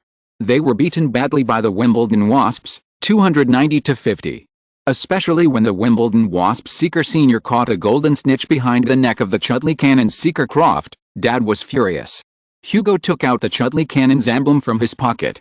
The emblem was bright orange, with a majestic cannon and 2 C letters. So do you support the Chudley Cannons too? Maureen asked. How is that possible? I like the Wimbledon Hornets. Their offense is simply impeccable. The last time I went to watch the game between these 2 teams with my dad, can you imagine the scene where the Wimbledon Hornets beat the Chudley Cannons in the group stage? Every time the Hornets scored, My dad threatened to ground me if I dared to cheer. Hugo looked helpless. His father and son supported different teams. It was a disaster to watch the game together. Maureen spread out a magic card of a chocolate frog. It was a magic card of Harry Potter. The characters that could be printed on the chocolate frog card were all quite famous in the wizarding world. He broke open the chocolate frog and said, "I thought you would like the same team as your dad. After all, you've been influenced by him. For example, my grandpa likes the Atar Hurricanes. I hear him talk about the Atar Hurricanes' hurricane sweep tactics every day. You know, it's the formation where the chasers fly in a circle quickly in the air, and the beaters escort them. It's hard not to be a supporter of the Atar Hurricanes." Lily interrupted, "Unless there are a lot of people in your family. Uncle Bill and Uncle Charlie support the Wimborne Wasps. Basically, Uncle Ron is the only one in the family who likes the Chudley Cannons. But seriously, the Atar Hurricanes are really strong. This year's Quidditch League champion is likely to be the Atar Hurricanes. They are currently ranked first in points." Lily added. Maureen and the other two discussed about the seekers and chasers of each team. They all agreed that Atar Hurricane's seeker Luca was the strongest, but the Wimborne Wasps' offense was the most difficult to defend, and the Chudley Cannons might have lost even more miserably without the famous batsman Star Stanzi. The sky gradually darkened, and Maureen and the others changed into Hogwarts uniforms. The Hogwarts train slowly stopped with a whistle. The voice of the conductor sounded in every carriage, reminding everyone to leave their luggage on the train, and someone would deliver their luggage to the dormitory for them. How do you think they know which piece of luggage is ours? There are so many teachers and students in the school with luggage from different colleges, so they won't get confused. Hugo was tripped by a white pet cat when he walked out of the carriage. The name on the luggage. Lily tied up her messy hair. Really? Last time, James said that he deliberately took off the tag with his name on the luggage, but the luggage was still delivered to his dormitory. If there is any difference, his suitcase has a jasmine scent. He said that the person who delivered the suitcase to him might be a female conductor who likes jasmine perfume. Ouch! Hugo stumbled and tripped again. This time, Maureen accidentally stepped on his heel. Sorry, there are too many people. Maureen pulled Hugo up on the platform and said, "You should have heard of the returning spell? It's the opposite of the flying spell. I think the conductor will cast the returning spell on the luggage, and the luggage will know the way like an owl." "Oh, don't tell me you are a know-it-all. Oh my god. Did I meet another nerd?" Hugo rolled his eyes. He didn't look very surprised because he already had a nerd sister who was always complaining about Rose at home. Maureen shrugged her shoulders. "My grandfather is an expert in removing curses. I often watch him cast spells. Anyway, I know a little about spells." "Then at least you don't have to worry about the spells class." James said that Professor Flitwick's class was a disaster. He often blew up the desk. Mom used to send him hollers. Lily said. James's spells class was a mess. He was good at those offensive spells and had a very bad grasp of technical spells. He learned defense against the dark arts very well, unlike our Rose, who knew everything. Hugo muttered. "I heard you say bad things about me again." A tall girl who looked 3 points like Hugo came over and looked at Hugo seriously. "Hi, Rose." Maureen also knew Rose. He had met many people in the Weasley family before. "Nice to see you, Maureen." Rose was holding a book in her hand. Maureen noticed that the book was the Owl's Manual. Rose said, "You guys hurry up and find Hagrid. We'll have to sort the new students. Mom asked me to watch you. Don't make trouble in school. You'd better behave yourself." After Rose finished speaking, she looked up and disappeared in the crowd. Maureen was surprised and said, "Rose is only in the 3rd grade, right? Owls should be taken in the 5th grade. Why is she reading Owl's books?" Hugo snorted, "Don't be silly. It's too late for her. She thinks she should start preparing for the ordinary wizarding level examination in the 2nd semester of the 2nd grade. God knows what's in the genius's head. This summer vacation, she stayed at home reading books all day. When she had a meal, she had to discuss the 12 basic rules of the transfiguration spell with her mother. It's enough. The ordinary wizarding level examination is still a century away from us. Shouldn't we use the good time to play?" Maureen agreed with Hugo's words. It was indeed too early to start preparing for the 5th grade exam in the 3rd grade. After all, there was still a lot of magic knowledge that she had not mastered. They followed the crowd and walked forward. Soon they saw an old man over 3 meters tall in the crowd shouting at the top of his voice, "First-year students, First-year students, please gather here. The latest novels are first published on the 69th book bar. That's Hagrid, the key-keeper of Hogwarts and the teacher of magical animals. Lily raised her voice because the crowd around her was very noisy. Dad often invites him to our house during the holidays. He is a very interesting person. Hagrid had a head full of thick hair and a gray beard. His big boots looked like two little dolphins. Maureen and the others were just tiny in front of Hagrid. Lily and Hugo both greeted Hagrid. Hagrid asked everyone to get on the boat. 4 people in one boat. Maureen and the other 3 were in one boat, and there was a pale little boy named Toby. The lake was rippling, creating ripples. They didn't need to row, the boat just moved forward by itself. Maureen looked up at the huge castle above him, which was filled with a strange atmosphere. The lights flickered dimly, and the moonlight was peaceful, making the castle look even more mysterious. It was Maureen's first time to come to Hogwarts. Although he had seen the magical appearance of Hogwarts in books and even on his bookmarks before, he was still excited when he saw the castle with his own eyes. "Look down!"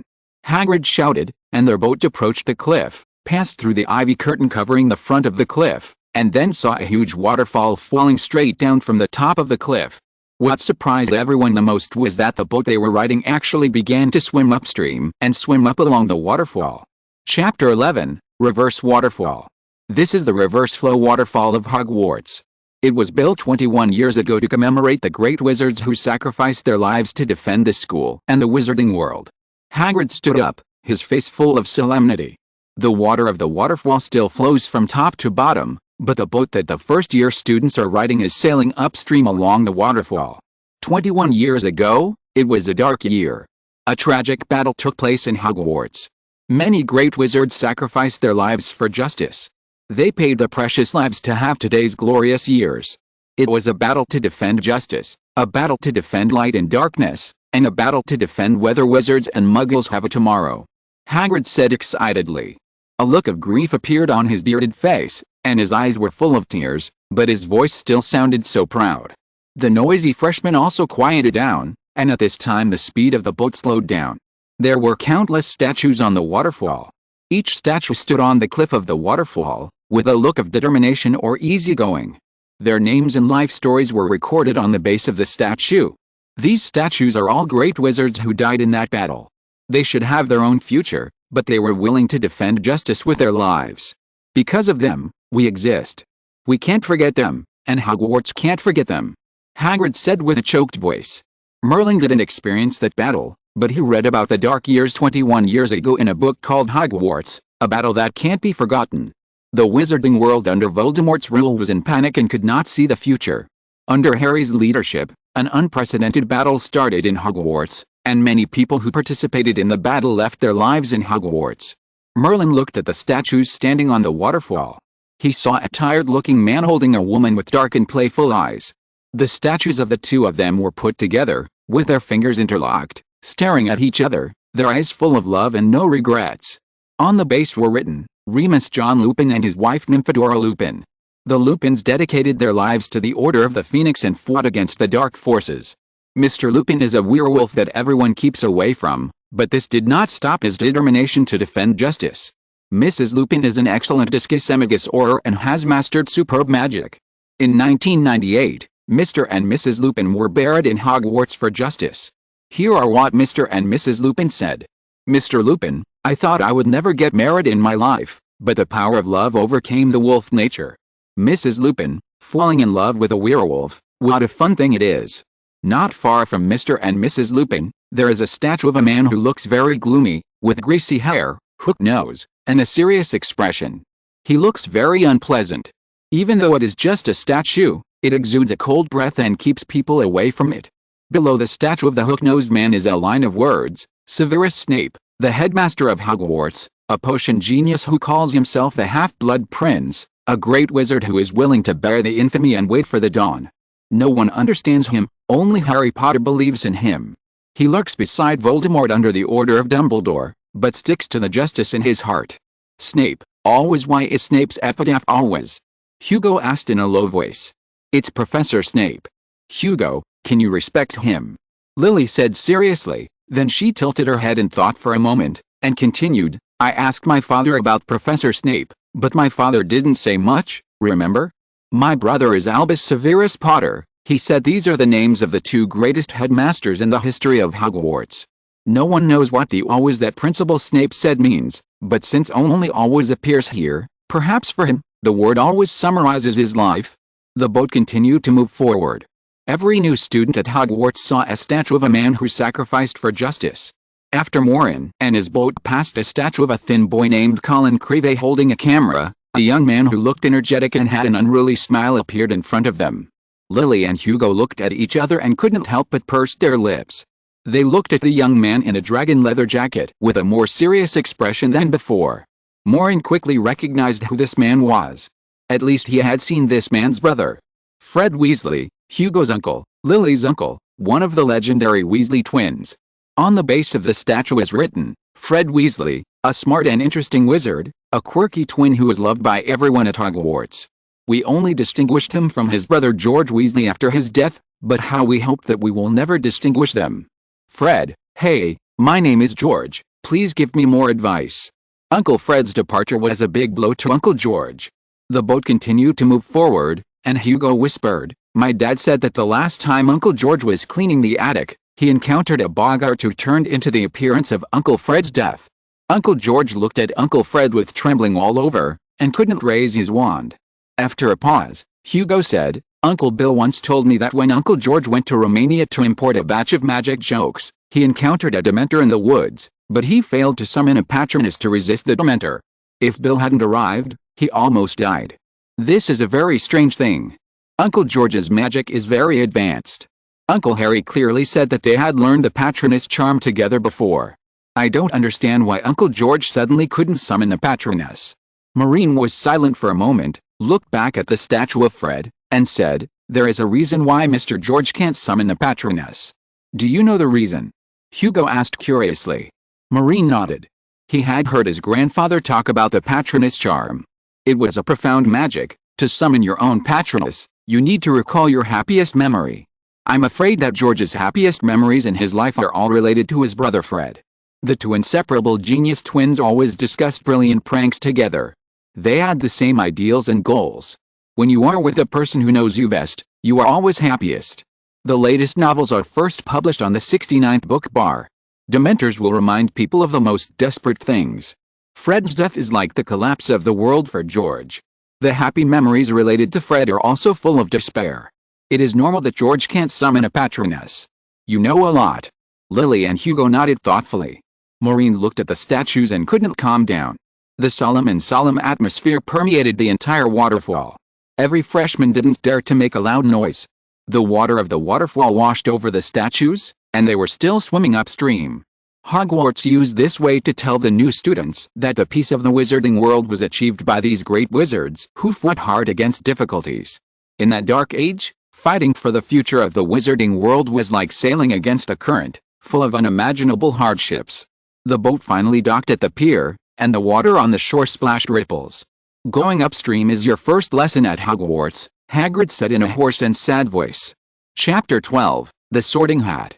Hagrid brought them to the shore, and after climbing the stairs, they could already see the gate of the college. The big iron gate of the college was black and looked rusty. When they arrived, there was already a short wizard standing at the door. Oh, Hagrid, you're finally here. The short wizard was only less than Hagrid's knee height, even shorter than Maureen and the others. Hagrid sniffed and said, I'm sorry, Professor Flitwick. Every year when I take the freshmen through the countercurrent waterfall, I can't help it. I know, those days are not easy for anyone.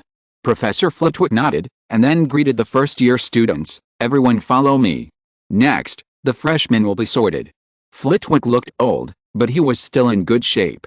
He led the first-year students into the Hogwarts Great Hall. The Great Hall was very huge, and the bright starry sky could be seen through the ceiling. A round moon was hidden in the clouds.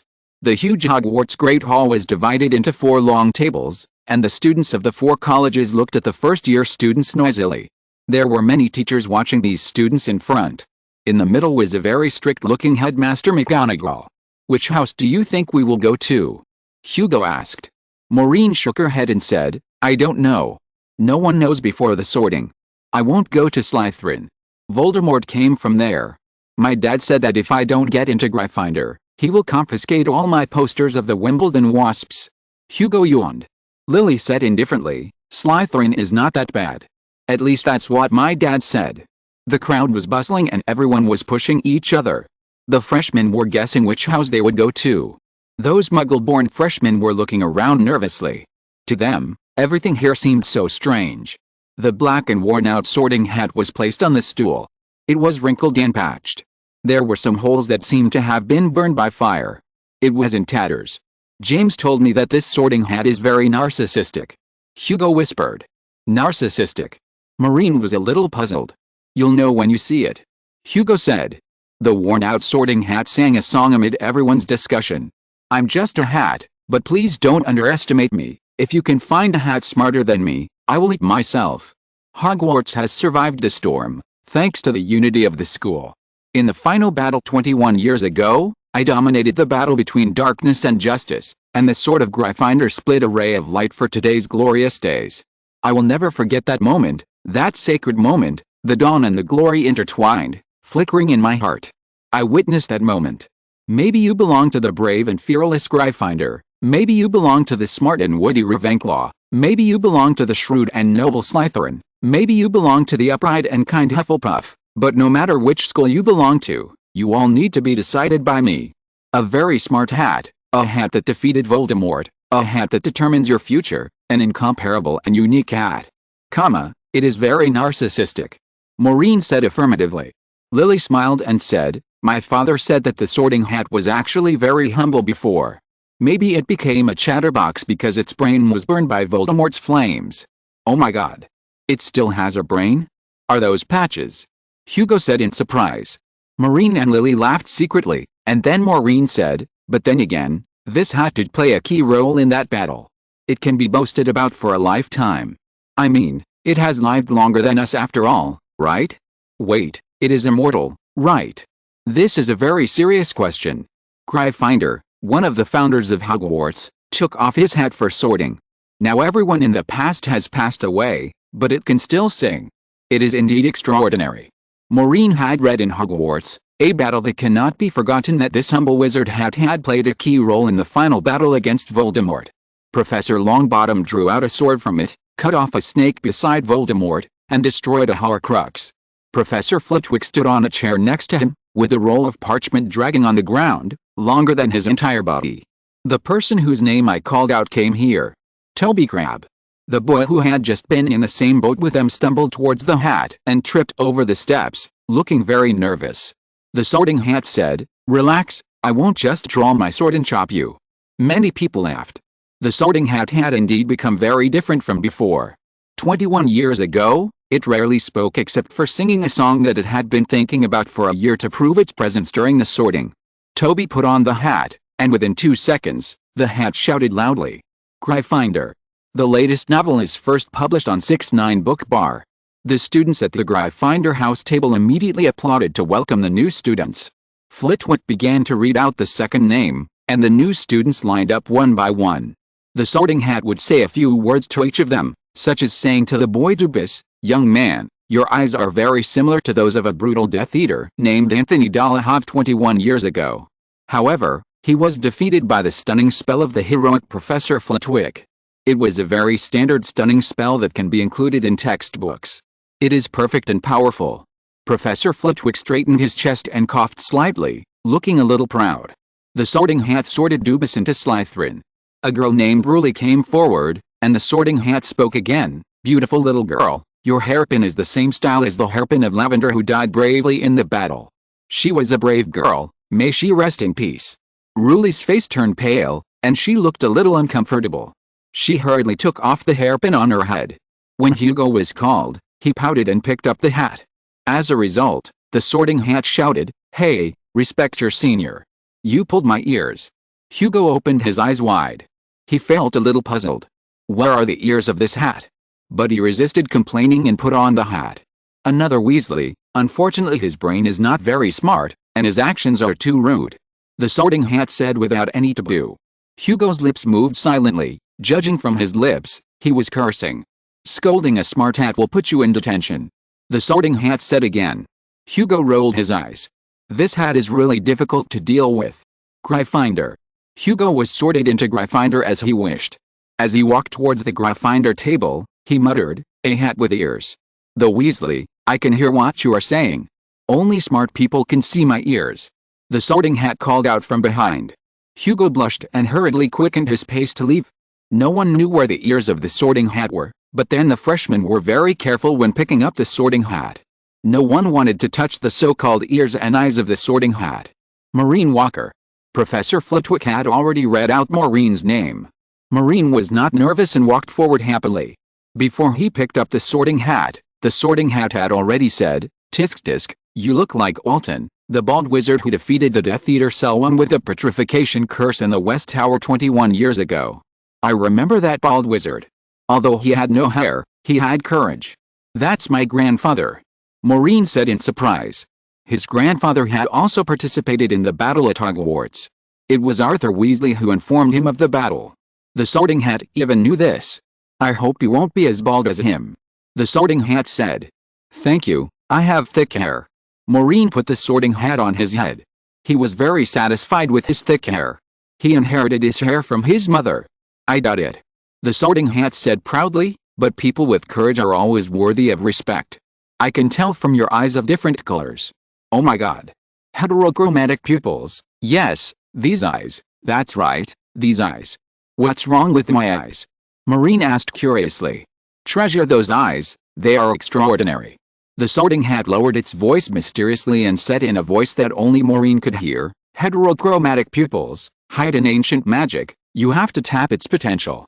"What magic?" Maureen asked impatiently. When he played with Muggle children, he was often teased by those boys because of his eyes. But the Sorting Hat did not answer him directly, but shouted loudly, "Gryffindor." Maureen frowned and found that the Sorting Hat had no intention of continuing to explain, so he could only take off the hat and walk towards Hugo. Chapter 13 Gryffindor. Maureen was not sure whether he should believe what a mysterious Sorting Hat said, because he never knew what ancient magic was hidden in heterochromatic eyes, and Grandpa Alton never mentioned it.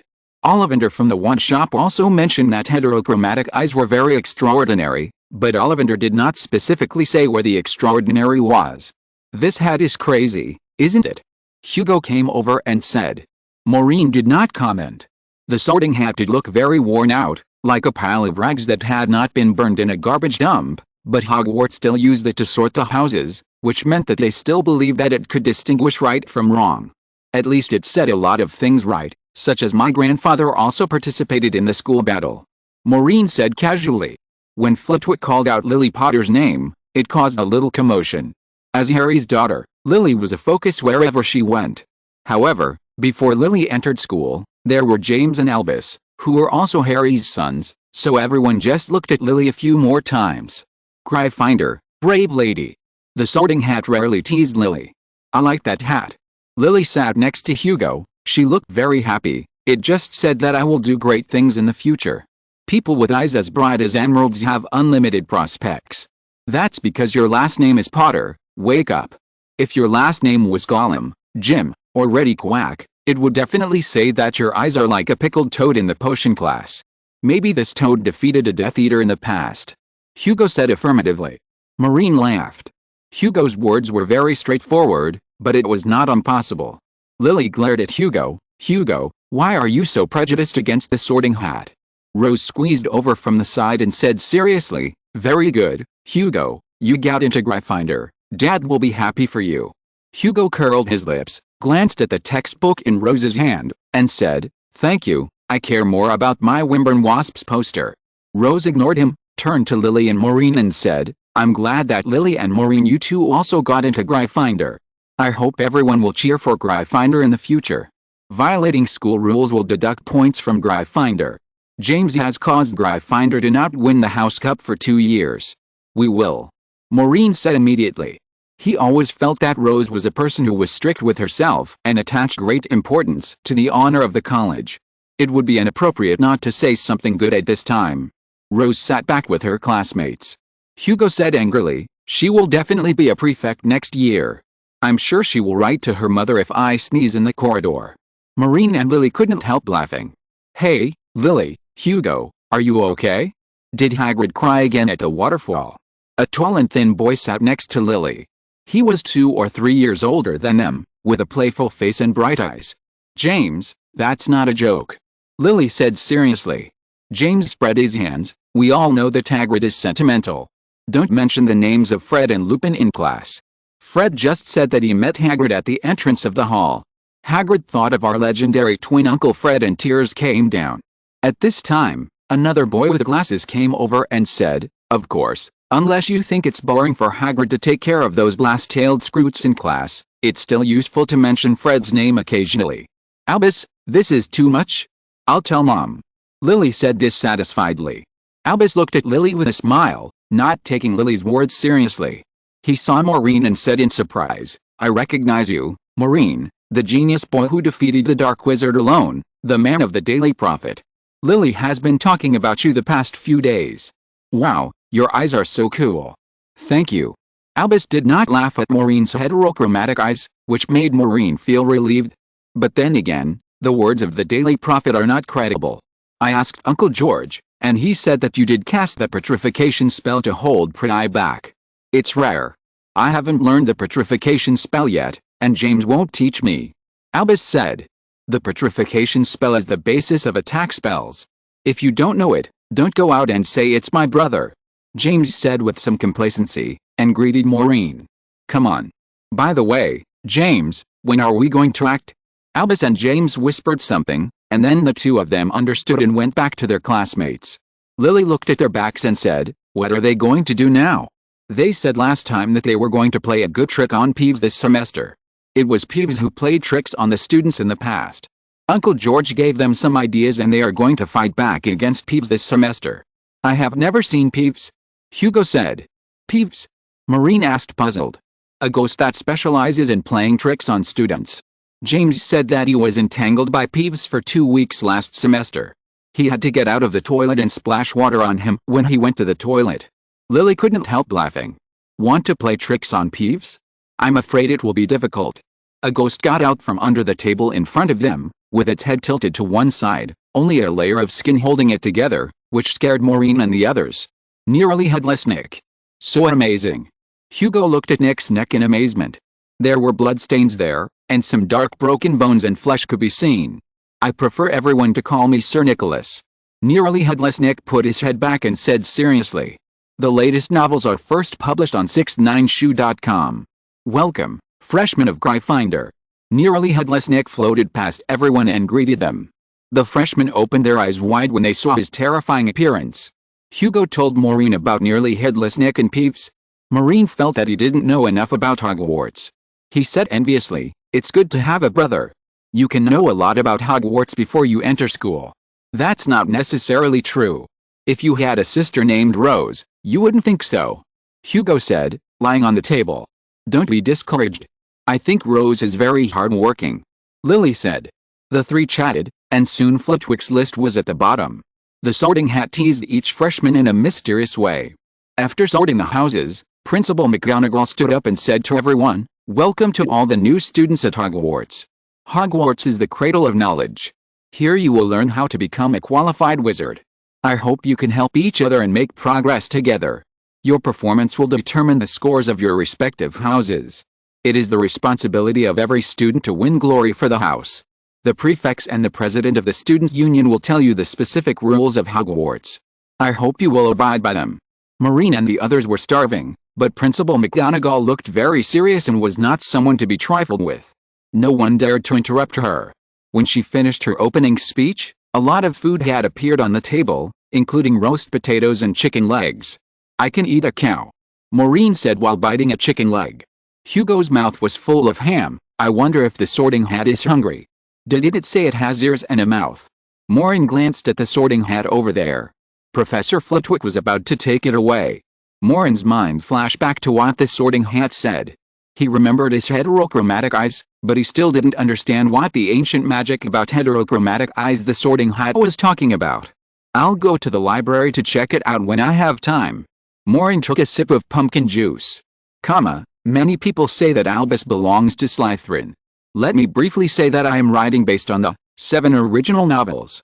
As long as these 7 novels do not mention what college Albus belongs to and what profession the Iron Triangle is engaged in, Everything is set by me.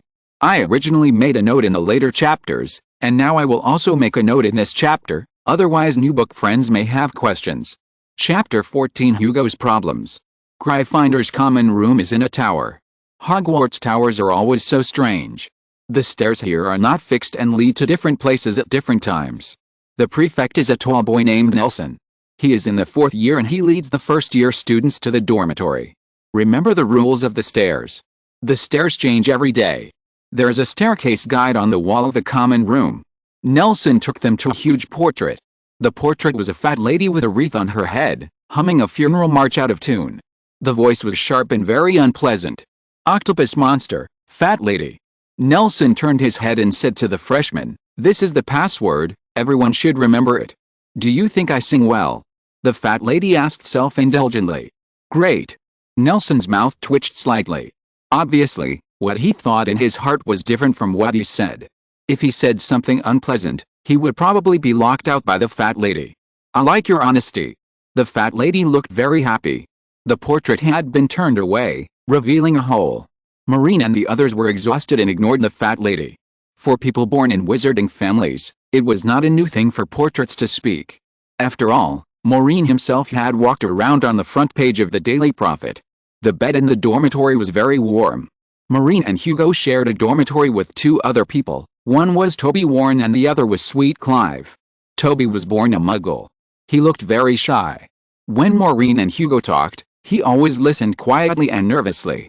"Don't be nervous, Toby. We don't discriminate against people of Muggle birth," Maureen said. Hugo would naturally not, because his mother Hermione was born a Muggle. "Thank you, I was almost overjoyed to receive the letter from Hogwarts. I didn't know that what I did was magic." Toby looked relieved. "What did you do?" Hugo asked.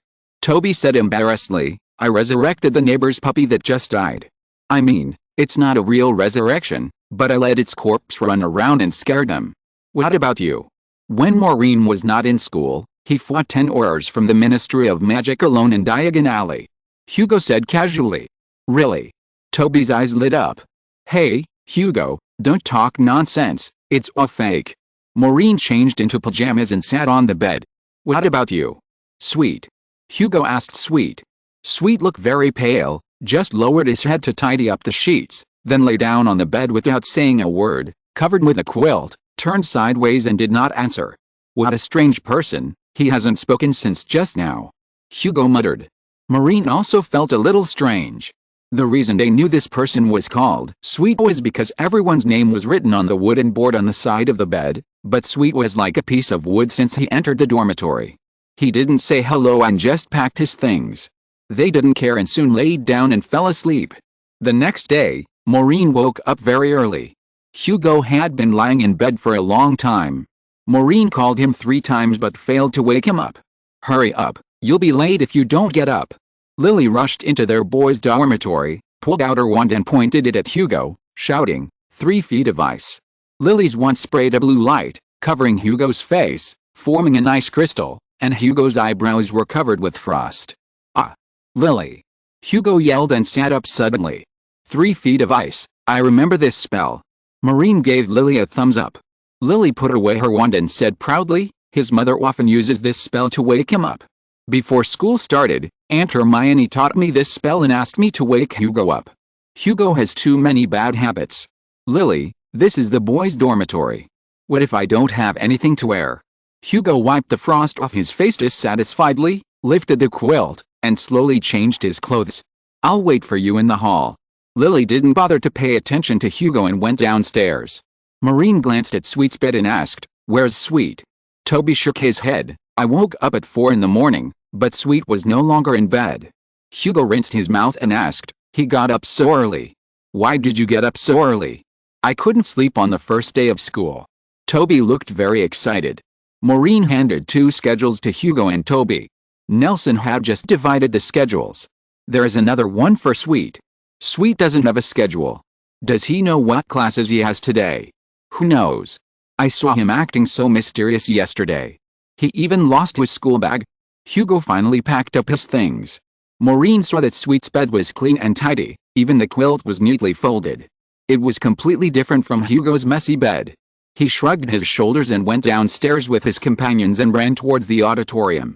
The latest novels are first published on the 69th book bar. Breakfast was rich.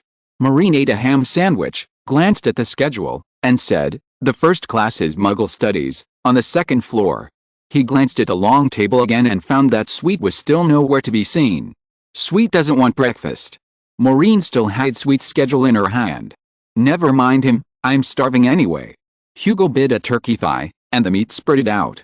Lily moved her bread away from Hugo's hand with disdain. "Hugo, you ate 3 turkey wings, 6 chicken legs, and 3 hamburgers last night. Are you an aardvark?" "What is an aardvark?" Toby asked Maureen in a low voice beside him. Maureen said, "A kind of guinea pig that eats everything and never stops eating. It likes to eat magical things. Wizard families are most afraid of this kind of thing coming to visit. It will chew up everything in the house and is more troublesome than goblins. When it is too hungry to bear it, it will even eat dirt." Toby was born a Muggle. He seemed to be very interested in aardvarks. Maureen also told him in detail that if he wanted to deal with aardvarks, he needed to go to Diagon Alley to buy a spray called Dragon's Power to drive them away. "What is Dragon's Power spray?" Toby asked again. Maureen was about to explain, but Hugo quickly said, "Don't say it, Maureen, wait until I finish eating this." Lily retorted, "It's the fart of a dragon. It's the smell that aardvarks fear the most, and it's also the smell that Hugo hates the most." "Lily, you've made me lose my appetite all of a sudden." Hugo put down the turkey leg in annoyance. Maureen and Toby both laughed, and they walked towards the Muggle Studies classroom on the second floor amid the noise. The classroom was at the end of the corridor. When they walked into the classroom, they found that there were still Slytherin students in the classroom. If you ask me, Muggle Studies is really an unnecessary course. Why should we study this stupid course? What is there to study about Muggles? They are stupid and it's a waste of time. As soon as I walked into the classroom, I saw a student with an arrogant look talking to others in a long tone. The voice was very harsh and everyone could hear it. If you're listening to this novel on a channel other than Fanfic World, it means they downloaded and uploaded it without effort. We cordially invite you to visit our channel, Mundo Fanfic Novelis. There you'll find the original version of this story and you can explore many other novels of various genres. We're waiting for you to immerse yourself in a world of incredible novels. Chapter 15 Conflict. That's Carol Lestrange, a nasty Slytherin. My dad said there was a top Death Eater, Bellatrix Lestrange, Voldemort's most proud subordinate. Yes, it was his great-aunt. Hugo looked at Carol Lestrange who was talking there with disgust. I've heard of that woman. She's a lunatic and has a big prejudice against Muggles. Maureen nodded in agreement. He originally wanted to find a seat away from Carol, but found that all the seats were full. Only the seat behind Carol was empty. Maureen and the other 4 could only sit behind Carol. Carol suddenly turned his head and stared at Toby next to Maureen, and said contemptuously, "Yo, I smell a strange smell. Let me think about it." "Oh, yes, the smell of mudblood." Maureen and Hugo said in unison, "Shut up." Toby looked at Carol a little confused. He didn't understand what mudblood meant. Carlo looked at Toby lazily, then set his eyes on Maureen. "What does it have to do with you?" "I know you. You are the double-eyed freak who was on the Daily Prophet.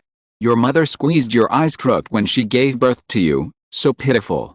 Maureen pulled out his wand abruptly and pointed at Carlo. "You'd better take back what you said just now."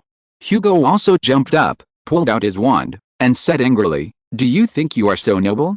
Let me think, you want to learn from your dear Aunt Bella?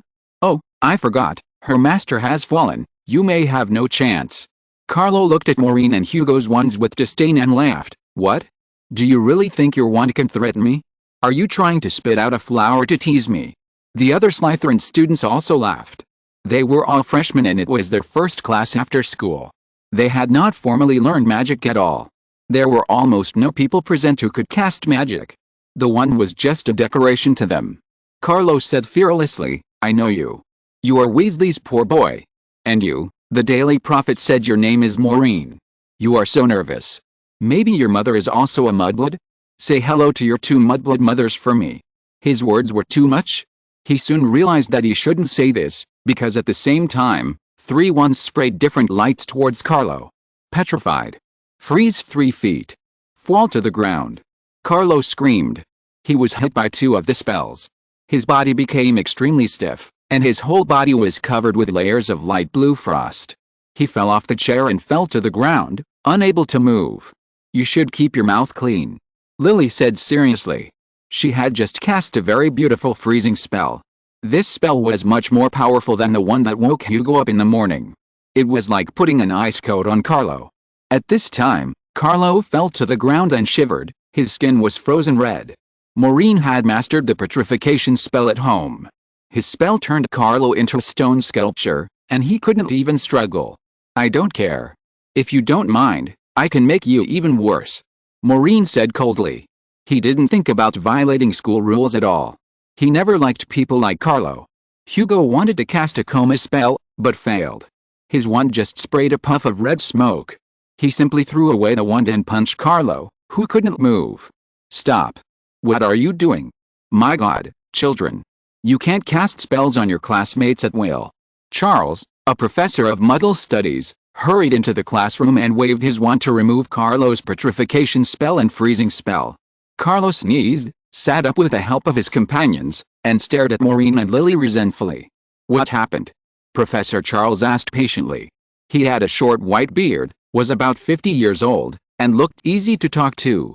Unlike everyone else's wizard robes, he was wearing a brown suit and a black tie, just like a normal Muggle. If he wasn't holding a wand, it would be hard to imagine that he was a wizard. "They both cast a spell on me, Professor. They should be put in detention," Carlo said impatiently. He looked down on Muggles and insulted our mothers with that extremely ugly phrase. "I think you should know that phrase, Professor," Maureen said angrily.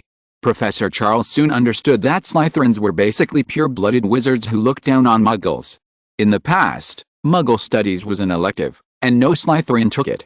But this year, the school decided to make Muggle studies a compulsory course, which naturally made Slytherin students very dissatisfied. "It's always bad to insult someone's mother, Carlo. This is too much. But you two. How can you two freshmen cast such a spell? This is only the first class, and you can cast the petrification spell and the freezing spell," Professor Charles said in surprise. The other students also looked at Maureen and Lily in doubt, obviously frightened by them. When Maureen took out his wand just now, everyone thought he was just trying to scare people, but they didn't expect that Maureen would actually use it. "Anyway, this is a bad thing. My class doesn't require the use of spells. Everyone remember this. I won't deduct points for the first class today. This won't happen again. Do you understand?" Professor Charles pointed his wand at Carlo, and his wand sprayed a stream of steam around Carlo, dispelling the cold air from Carlo. He was polite in his gestures, like an old gentleman, and his manners in conversation were very cultured. "Although I don't know what mudblood means, thank you," Toby said. "The latest novels are first published on the 6th-9th book bar." "You're welcome." "That's not a nice word. Anyone who hears it will get angry." Maureen took out the textbook from his school bag. He looked around and found Sweet sitting in the corner on the other side, staring at them. When Sweet saw Maureen noticed him, he quickly looked away. Strange, Sweet knew that the first class was Muggle studies without even getting the schedule. Maureen still had the schedule in his hand and didn't give it to Sweet. Hugo picked up his wand and said to Lily seriously, "Lily, you have to promise me that you won't use that perfect freezing spell on me." Lily said seriously, "That won't work. Aunt Hermione specifically told me to do it. It was meant for you." "Who told you to stay in bed?" Hugo made a face. Compared with the freezing spell that she had just cast on Carlo, the freezing spell that Lily cast on Hugo was nothing. She had already shown mercy to Hugo in the morning. "I want to ask Professor Charles how to use the anti-freezing spell. Believe me, being frozen is not a pleasant feeling," Hugo whispered to Maureen, and then looked at Carlo with a gloating look. "Okay, students, before class starts, I have something to explain to you." Professor Charles knocked on the blackboard and said loudly. Chapter 16, Muggle Examination. As everyone knows, Muggle Studies was originally an elective course, but the Muggle Society has developed rapidly in recent years, and many of the instruments they invented are enough to detect what's wrong with this world. We have encountered some difficulties in using magic to cover up the existence of wizards, especially since many wizards don't understand Muggles and are wandering around in the Muggle world, attracting their attention. Professor Charles spoke in a relaxed tone and everyone listened attentively. According to the development of Muggle society, it will soon be difficult to hide our magic secrets. After research and discussion, The Ministry of Magic has decided to make Muggle Studies a compulsory course starting this year. Every wizard who enrolls must have a general understanding of Muggles, so that we can better protect our secrets in the Muggle world in the future. Muggles and wizards should get along equally, and I hope everyone understands this. Professor Charles glanced at everyone and continued, of course, given that some students are originally Muggle-born and have enough understanding of Muggles, the school has made a rule that anyone who knows Muggles well enough can apply to not come to class and only needs to take the final exam. When everyone heard that they could not take the Muggle Studies class, they couldn't wait to sit up straight and want to know how to apply. In fact, even if many people don't dislike Muggles, they may not be willing to learn Muggle knowledge, because the generation gap between Muggles and wizards is deep-rooted, and not all wizards are obsessed with Muggles. Professor Charles waved his wand, and a stack of test papers floated in the air. He said, I know not everyone likes Muggle studies, but this is stipulated by the Ministry of Magic, so today's test is very important. It will determine whether you are eligible to apply for not attending Muggle studies. The test papers in front of Professor Charles began to float out automatically, landing on everyone's desk, and then white feather pens fell into everyone's hands. Maureen, you must know a lot about Muggles. Let's change seats. I need Toby's help. He is a Muggle-born. Hugo said. Isn't your mother a Muggle-born? You should know more about Muggles. Maureen said. Don't be silly. My grandfather is an official of the Muggle Abuse Department. He has been dealing with Muggles for so many years, but I haven't seen him learn how to ride a Muggle tram. Hugo squeezed over. Maureen was unsure. Hugo was right. Arthur Weasley and Alton were both from the Department of Abusive Muggle Objects, but Maureen always felt that Grandpa Alton's introduction to Muggles was unreliable. He didn't know whether the Muggle knowledge he learned was correct. Professor Charles saw Hugo's action and smiled. Don't worry about the seats. In addition to these anti-cheating feather pens, you also need. Professor Charles waved his wand, and his wand sent out waves of water. These waves fell on both sides of each person, like a small wall, separating everyone and completely blocking the possibility of seeing the answers of their deskmates. Then let the exam begin. Professor Charles said. Hugo's face was stunned. He had planned to hug the thigh of Toby, who was born in Muggle, but unfortunately this magic wall cut off his idea of cheating. Maureen picked up the feather pen and looked at the test paper in front of him. The first question was, in the Muggle world, when crossing the road, what color of traffic lights should be on to cross? This. Grandpa doesn't seem to have told me this. Maureen hesitated and didn't write. Although he usually played with Muggle children, he just ran around in the park and played around. Those Muggle children also rejected him. He could only look at the second question, in the Muggle world, how many pence is equal to 1 pound? Question 3, when Muggles travel, how many means of transportation can they choose? Please write down 5. The more Maureen did, the more frustrated he became. He realized that he knew almost nothing about Muggles and didn't understand many things, so he just filled in some random answers. After class, Hugo walked out of the classroom with a frustrated look on his face. He didn't seem to have answered many questions. Why do Muggles have so many strange questions? Hugo couldn't help but say, how many of the 5 means of transportation did you Muggles use? I only wrote trains, cars, and buses. In the end, I couldn't think of anything, so I wrote flue powder. Muggles also use flue powder, right? The last time I saw a Muggle home, there was a fireplace. Maureen's tone was inexplicably heavy. I also wrote skateboards. I don't know if it's right. Last time I saw a Muggle child playing with a skateboard in the park. What is a skateboard? Hugo asked, puzzled. Muggles flying brooms, but they run on the ground. Maureen was in a bad mood after finishing that paper. Why do Muggles need to look at traffic lights when they travel? Can't they just cross? By the way, what color did you write on the traffic lights? I wrote purple. Hugo said. I know there are red, green and yellow traffic lights, but I don't know which one I can go through, so I wrote yellow. Maureen said, touching his forehead. He usually uses flue powder, a portkey, or a night bus when he goes out. He occasionally apparates, but since Alton doesn't like apparition, he rarely apparates. Lily said, you two really don't know anything. It's obviously green, okay. Really? You know everything? Then tell me, what does a microwave oven do in question 50? Hugo pouted, because he thought he could definitely answer this question correctly. It is used to heat food. Lily said proudly, Your mother said so last time. Hugo was stunned for a moment, turned his head and asked Maureen with a little uncertainty, is she wrong? Is the microwave oven used to heat food?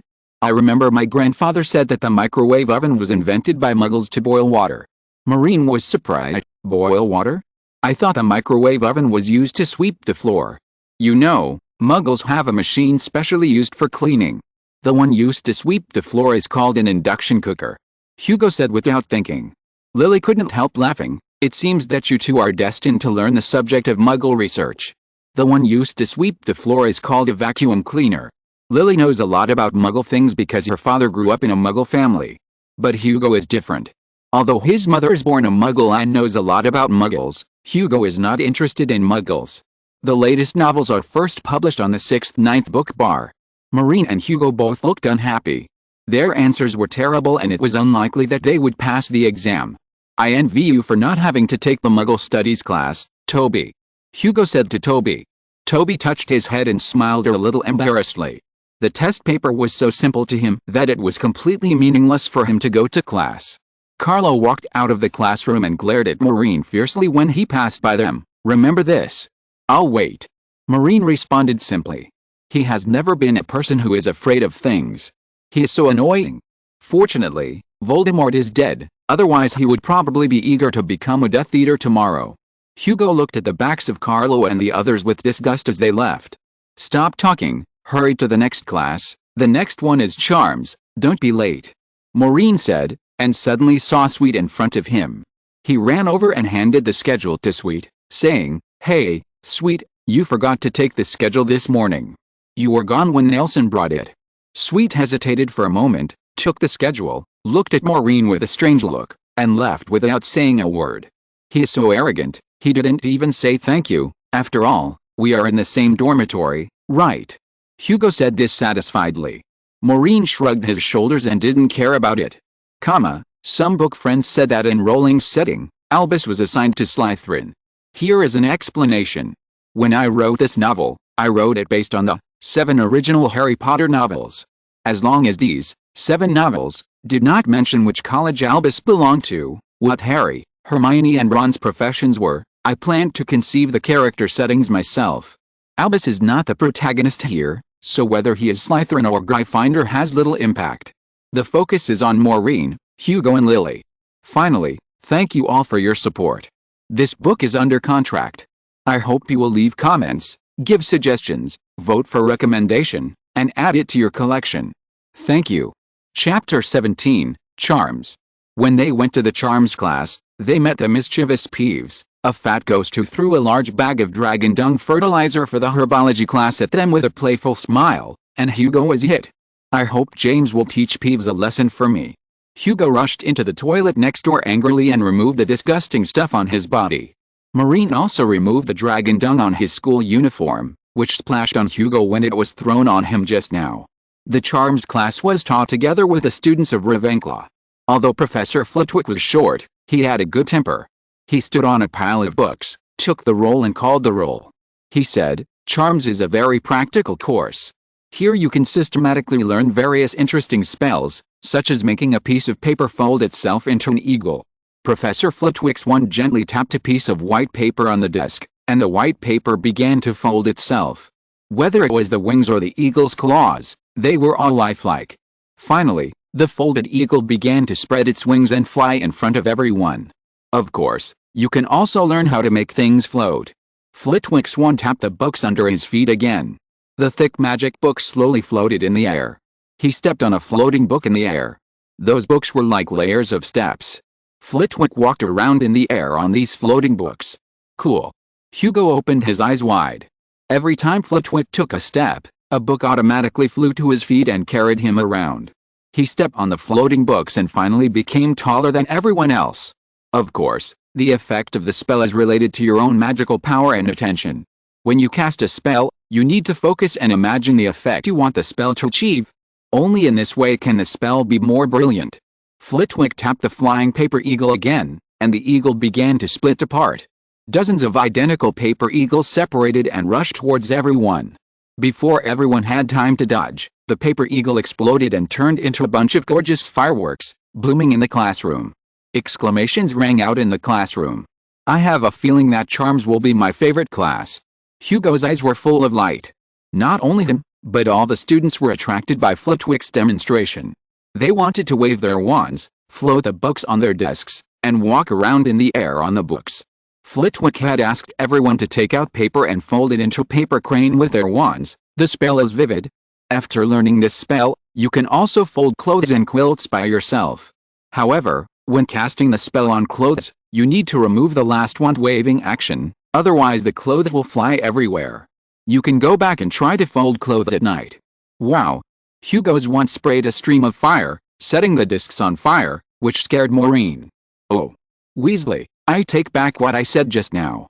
Not everyone is suitable for folding clothes and quilts with this spell. Before you master this spell, don't use it in the dormitory. We don't want Gryffindor children to sleep in the corridor at night. Flitwick waved his wand and sucked away the flames created by Hugo. Maureen patted Hugo's shoulder sympathetically, and Hugo's eyebrows were singed.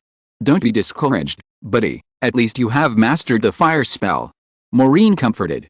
Lily smiled from ear to ear. Hey, Hugo, you can try Uncle George's hair growth potion. It's easy to grow your eyebrows back. Yet, if I want my eyebrows to grow all the way to my knees, I'll consider it. Hugo took out another piece of paper from his school bag. Soon, the classroom was filled with the sound of the vivid spell. Everyone tried it themselves and found that this simple spell was far from being as easy as Flitwick demonstrated. Some people's papers were considered good if a corner of the paper lifted up, but Hugo's paper didn't move at all. Once the paper floated up, Hugo was very excited, but it turned out that it was just because of a gust of wind outside the window. My paper must be too thick. Maureen, lend me your paper. Hugo took Maureen's paper, coughed twice, pointed at the white paper and shouted, vivid. Hiss. A hole was poked in the middle of the white paper by the magic wand. Maureen had just folded the paper in half 4 times, but it was not successful. He flipped through the book, pondered for a moment, pointed at the white paper with a hole in it, and said, it's vivid. His magic wand sent out a slight airflow, which rolled over the white paper. This time, the white paper actually began to fold in half, and soon it automatically formed a paper crane and began to flap its wings. Wow, Maureen, amazing. Hugo said enviously. Not bad. Maureen smiled. It turned out that he had a very high talent for spells. He was the only one in the class who succeeded. Don't be modest. Why can't it fly? Hugo poked the paper crane flapping its wings on the desk with his magic wand. Maybe it's because you broke its wings. Maureen looked at the paper crane. Hugo had just poked a hole in the white paper, and the hole was now at the position of the paper crane's wings. As soon as Maureen finished speaking, the paper crane on the desk suddenly flew up and pecked at Hugo's head. Ah! What's going on? Maureen, make it stop. Hugo tried to catch it with his hands, but the paper crane was so flexible that it actually dodged Hugo's hand and pecked at the back of Hugo's hand. Ah! I didn't know it would be like this. The latest novel is first published on the 69th book bar. Maureen was also a little amused. He had no idea that the paper crane he folded would peck at Hugo and become so flexible. Lily laughed even more happily beside him. It must be taking revenge on you, Hugo, who told you to poke a hole in it. Hugo picked up the textbook to block the paper crane.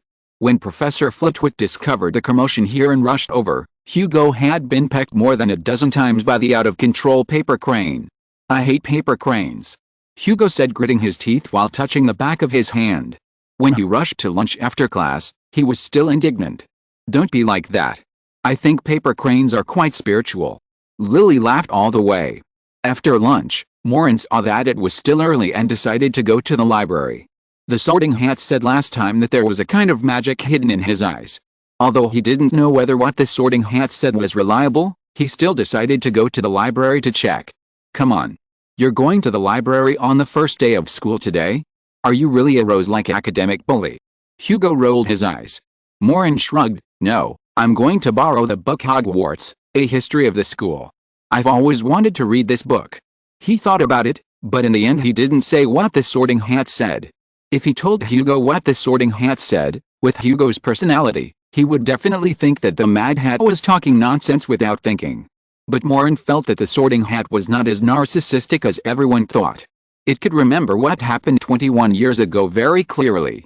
Maybe it had seen wizards with heterochromatic eyes before? After all, this hat is not simple. It used to be the hat of Gryffindor, one of the founders of Hogwarts. Maureen walked towards the library on the 5th floor. During lunch break, many people stayed in the dormitory, and some senior students were doing homework in the library.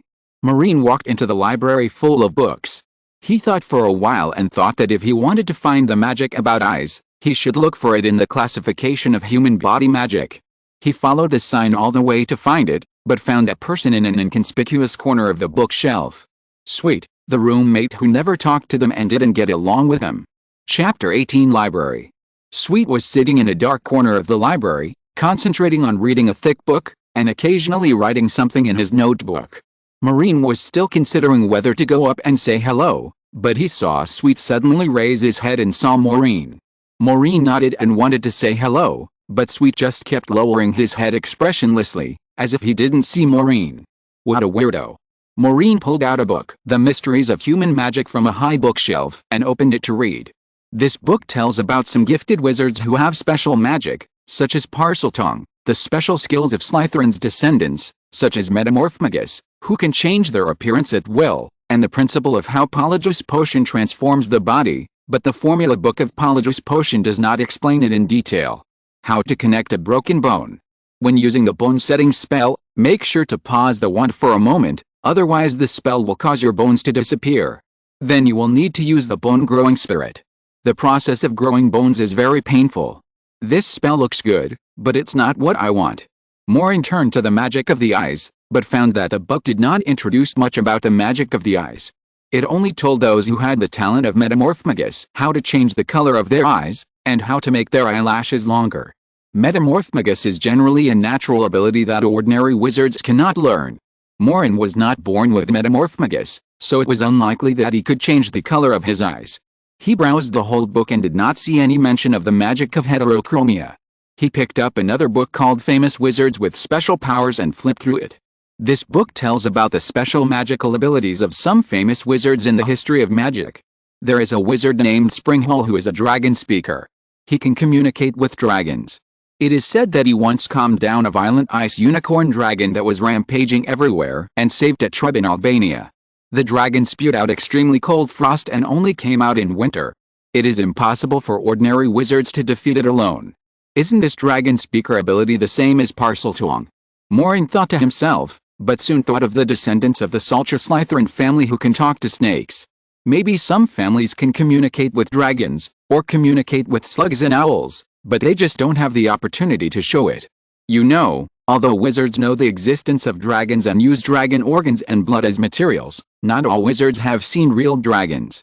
If someone is a dragon speaker, but he has never seen a living dragon in his life, then even he doesn't know that he is a dragon speaker. It seems that Slytherin's ability to speak Parseltongue is not so unique. It's just because Voldemort can speak Parseltongue that Parseltongue is regarded as a symbol of black magic. There are still many mysterious ancient families in the wizarding world. Maureen saw another article introducing a wizard who can communicate with vampires, from an ancient Toggle family. The vampires the wizards are talking about are a kind of huge purple vampire bats with wings that are 5 meters long. They only suck the blood of animals with magical abilities, including wizards. This kind of vampire bat is harmless to muggles. In addition, there are some wizards who can speak the language of unicorns, and there are even rare phoenix masters who can tame phoenixes. Among all wizards who can communicate with animals, Parseltongue is the most feared and rejected, because wizards with Parseltongue often use snakes to perform some black magic. Maureen searched for a long time but couldn't find what he wanted. He was about to go to the ancient magic bookshelf to have a look, but he saw Sweet suddenly walking towards him. When he passed by Maureen, he said in a very light voice, "You'd better be careful." What? Maureen felt a little strange. He didn't understand why Sweet suddenly said such a thing to him. It looked like a warning, but also like a provocation, without a beginning or an end. But Sweet just looked at Maureen meaningfully, then took his things and left. "What do you mean by that?" Maureen shouted from behind. Sweet didn't answer, and left the library without looking back. The library should be quiet. Madame Pants glared at Maureen with a feather blanket. Maureen put the book back on the bookshelf, then left the library, wanting to catch up with Sweet to ask him clearly, but Sweet had disappeared in the corridor, and ran into Lily and Hugo head-on. "Hey, genius, how is the book?" Hugo asked jokingly. Maureen frowned and told Hugo what Sweet had just said. "He told you to be careful? What does that mean? When did you offend him?" Hugo asked in confusion. Maureen shook his head. "School just started yesterday, and he didn't talk to us last night. How could I offend him?" Hugo patted Maureen on the shoulder and said, "Don't worry, I'm here to support you. The worst that can happen is another fight. Lily knows the freezing spell, you know the petrification spell, and I have fists. It doesn't matter if he fights or duels. We don't mind teaching him a lesson like we did to Carlo." "Hugo, we can't just fight in school," Lily said seriously. "Oh, really? Who used the 3 feet of freezing just now?" Hugo pouted. A smile appeared on Lily's lips, and it was obvious that she was not as obedient as she said. "That was just a special case, you have to understand." Lily spread her hands. Maureen was not afraid of fighting or anything like that. He just thought that Sweet was a bit weird. Generally speaking, people in the same dormitory should at least say hello, no matter how withdrawn they are. The latest novels are first published on the 69th book bar. Hugo heard Maureen say that Sweet was taking notes in the library at noon, and exclaimed, "Wait, Sweet is not also a nerd, right? Did you nerds fight each other? I heard that nerds don't like each other, and they are respectful to each other on the surface, but they compete secretly behind the scenes." "Who did you hear that from?" Lily asked. "Rose. Rose has been saying that she doesn't like a boy of their age, and that boys' grades are comparable to Rose's. Rose has been saying that she wants to surpass him throughout the summer vacation. Otherwise, why would she prepare for the OWL's exam so early? Is she bored?" Hugo said. "Don't make a fuss, this is only the first day of class. Besides, don't call me a nerd. If I were a nerd, I would know that the induction cooker is used for sweeping the floor." Maureen said. "Correction, the induction cooker is used for cooking," Lily said. Maureen and Hugo shrugged helplessly. Maureen remembered something and ran back to the library. He remembered that Sweet was reading a particularly thick black book. After asking Madame Pants, he found out that it was an extremely boring book called The Unknown Secrets of the History of Magic. He is actually reading The Unknown Secrets of the History of Magic? Doesn't he know that the unknown secrets of the history of magic are not to be believed? I remember my mother told me that the unknown secrets of the history of magic are all magic stories made up by wizards who have nothing to do. For example, there is a wizard named Babylon who rode a flying broom to the sun. Do you dare to believe it?" Hugo sneered. Maureen also agreed with Hugo's words. He looked at his pocket watch and saw that the afternoon class was about to start, so he didn't think about this problem and ran to the Defense Against the Dark Arts class. Chapter 19, 100 Ways to Die in the Wizarding World. The professor of the Defense Against the Dark Arts class is Professor Francis. Professor Francis is also the head of Slytherin. He is old-fashioned and strict, and looks very difficult to mess with. The head of Slytherin actually teaches defense against the dark arts. Why don't I believe it? Hugo muttered as he sat in the last row of the underground classroom. Don't guess blindly. James's defense against the dark arts is top-notch. He said Professor Francis is not bad. Lily said. In fact, Lily's words are right. Although Professor Francis is rigid and strict, he is not partial. His attitude towards Gryffindor students is the same as that towards Slytherin students, but his teaching style is not interesting. Defense against the dark arts is a profound subject. I hope each of you will study it seriously. There has never been a lack of dark magic in the wizarding world. Even though the Dark Ages have passed, there are still many dark magics ready to move. If you don't want to be dragged into a swamp and drowned for no reason when you walk through a swamp, or go blind when you see a piece of black bone, you should learn to recognize the nature of dark magic. Professor Francis said sternly to each freshman. His words were very effective. Every freshman had a trace of surprise on his face. They didn't understand why the black bone was so terrible that it would make people blind just by looking at it. Professor, what kind of black bone is so terrible that it would make people blind just by looking at it? A girl raised her hand impatiently and asked. Professor Francis did not answer the question immediately. If you can go blind just by looking at it, then the wizard who created this bone can still see, right? Hugo muttered worriedly. Is this something you should be concerned about? Lily said unhappily. Professor Francis did not explain to everyone what these black bones were. He continued to spend half an hour explaining to all the freshmen the 100 bizarre ways of death in the wizarding world. These ways of death included accidentally stepping on a wooden board and being unable to move and having to wait to die on the spot, suffocating to death by smelling cheese in the dark, disappearing inside the book when opening a bloody book, being bitten by a magic mosquito and bleeding to death. Professor Francis only told everyone about the 100 inexplicable ways of death in the wizarding world due to black magic, but he did not explain to everyone what these black magics were and how to deal with them. Finally, he said, "If you don't want to die in obscurity, listen carefully, keep up with my lessons, and take notes. Then you won't suffocate to death for no reason in the future because of the smell of cheese." Although Professor Francis's class was not as interesting as Professor Flitwick's, his method was undoubtedly effective. 100 incredible ways for wizards to die successfully scared everyone. In his class, no one dared to be absent, for fear that if they missed a little knowledge, they would be in danger of their lives in the future, even if they went to the toilet. "I swear I will never eat cheese again from today," Hugo whispered. "Oh, really? Who ate the 3 mango cream cheesecakes last night?" Lily asked. "Except the mango cream cheesecake." Maureen found that the defense against the dark arts class was a torment, because Professor Francis' voice did not fluctuate at all, making people drowsy, but every time everyone wanted to sleep, he would suddenly talk about a weird way of death, which made everyone immediately alert. This feeling of wanting to sleep but not being able to sleep was really distressing. After class, everyone looked unhappy because Professor Francis assigned a lot of homework, one of which was a paper about what medieval black wizards like to do with rabbit tails, and listed 5 ways to crack the black magic. His class makes me feel that my life is in danger at any time. Maureen couldn't help saying when the get out of class was over. "Yes, I feel that I might be killed by the paintings on the wall when I walk past this wall now." Hugo moved 2 steps to the side, away from the wall full of landscape paintings. "Professor Francis just mentioned that there is a kind of painting that will be imprisoned in the painting forever if it is hit, which makes everyone lose their enthusiasm for the moving portraits in the castle. There are no classes in the last 2 periods of the afternoon. They planned to go to the library to find information to write the black magic paper on rabbit tails. But when they passed a corridor on the 3rd floor, they ran into James and Albus, who looked sneaky. "James, Albus, you 2 don't have classes either?" Lily asked puzzledly.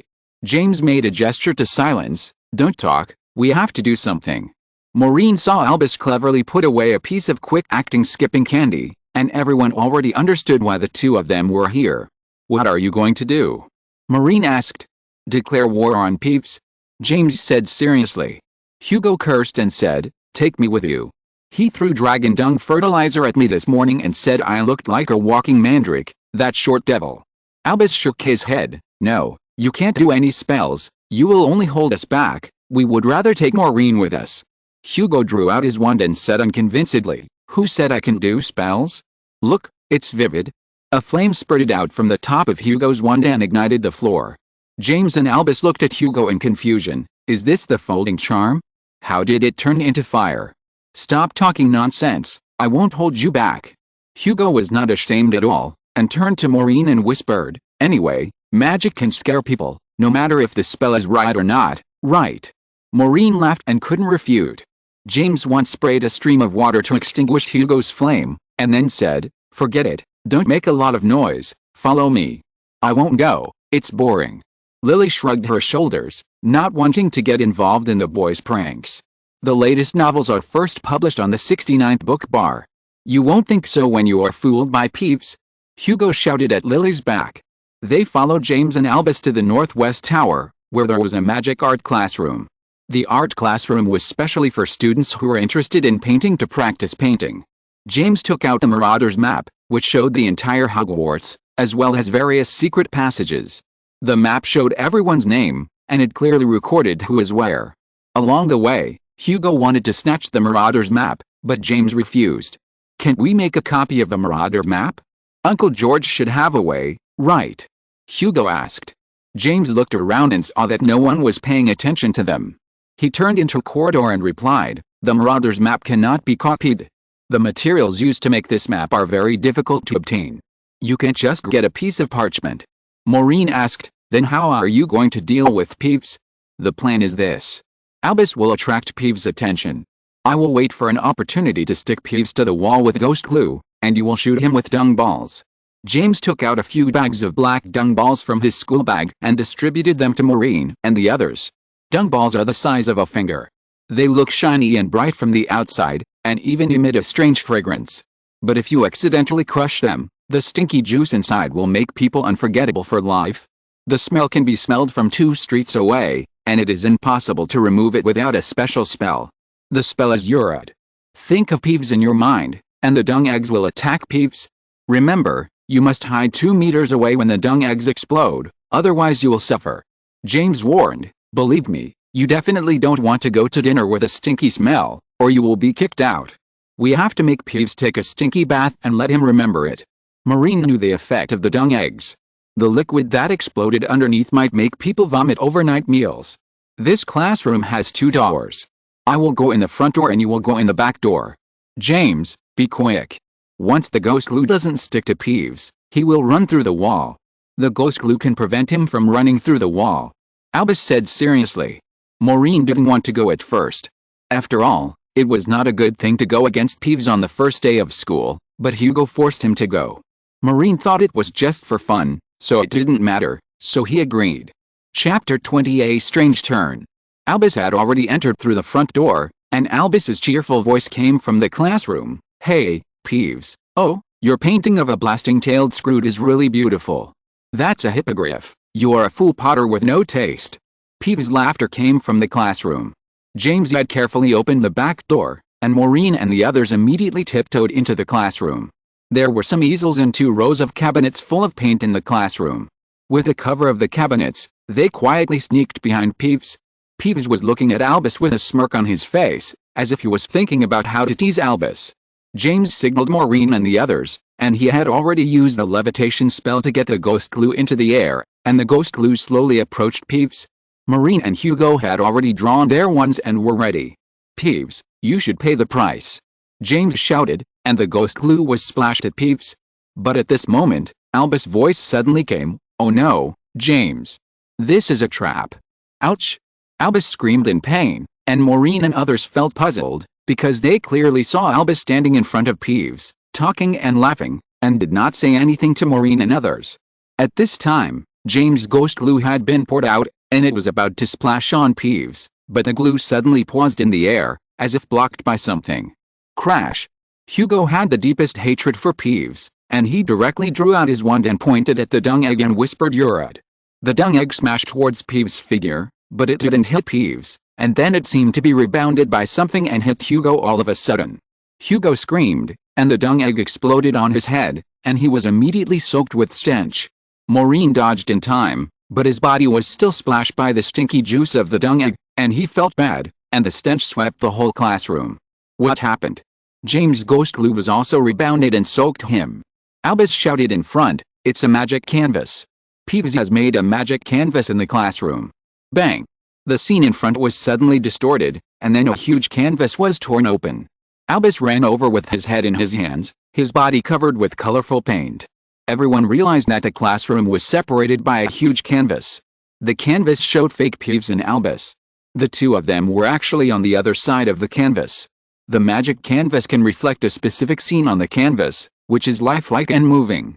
If you don't touch it, you won't realize that the scene in front of you is on the canvas. Albus and Peeves, who they saw when they entered the classroom just now, are actually paintings on the canvas. Haha. You little bastard from the Potter family, you will pay the price for going against the great Peeves. Peeves chuckled, and rushed to the cabinets full of paint on both sides, picked up the paint and splashed it everywhere, splashing Hugo and James. This Peeves actually knew we were coming. A bucket of purple paint was poured at Maureen, and Maureen quickly pulled the easel next to him and threw it at Peeves. He also retreated to the corner, and when he was about to run out of the classroom, Peeves' red paint had already poured down from the top of Maureen's head. Just when Maureen felt something was wrong, he suddenly seemed to shake in front of his eyes, and then the scenes in all directions began to retreat continuously, as if passing through tunnels, and countless people flashed by him. Strange? What happened? Maureen looked around in some confusion. When he came to his senses, he found himself sitting in the Defense Against the Dark Arts classroom again.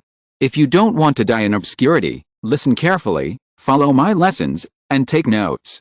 Then you won't suffocate to death for no reason in the future because of the smell of cheese," Professor Francis said in a very old-fashioned voice. Maureen opened his eyes wide. "Wait? Didn't we just have this class?" He glanced at Hugo and Lily beside him and found that they were arguing.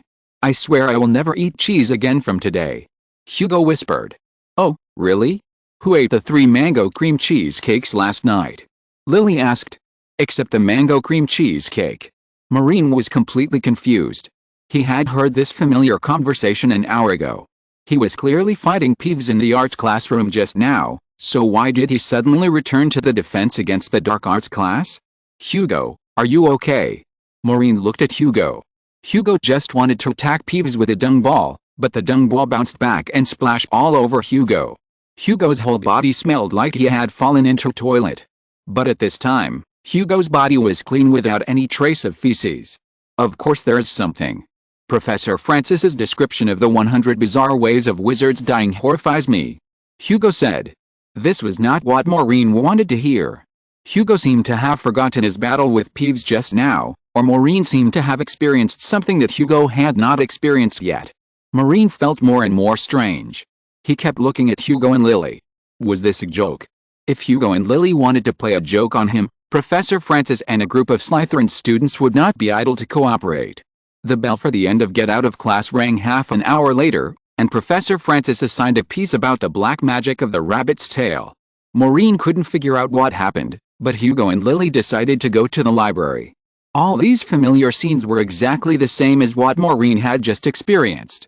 Maureen seemed to remember something, took out his pocket watch and exclaimed, "Did I go back to an hour ago?" This surprised him.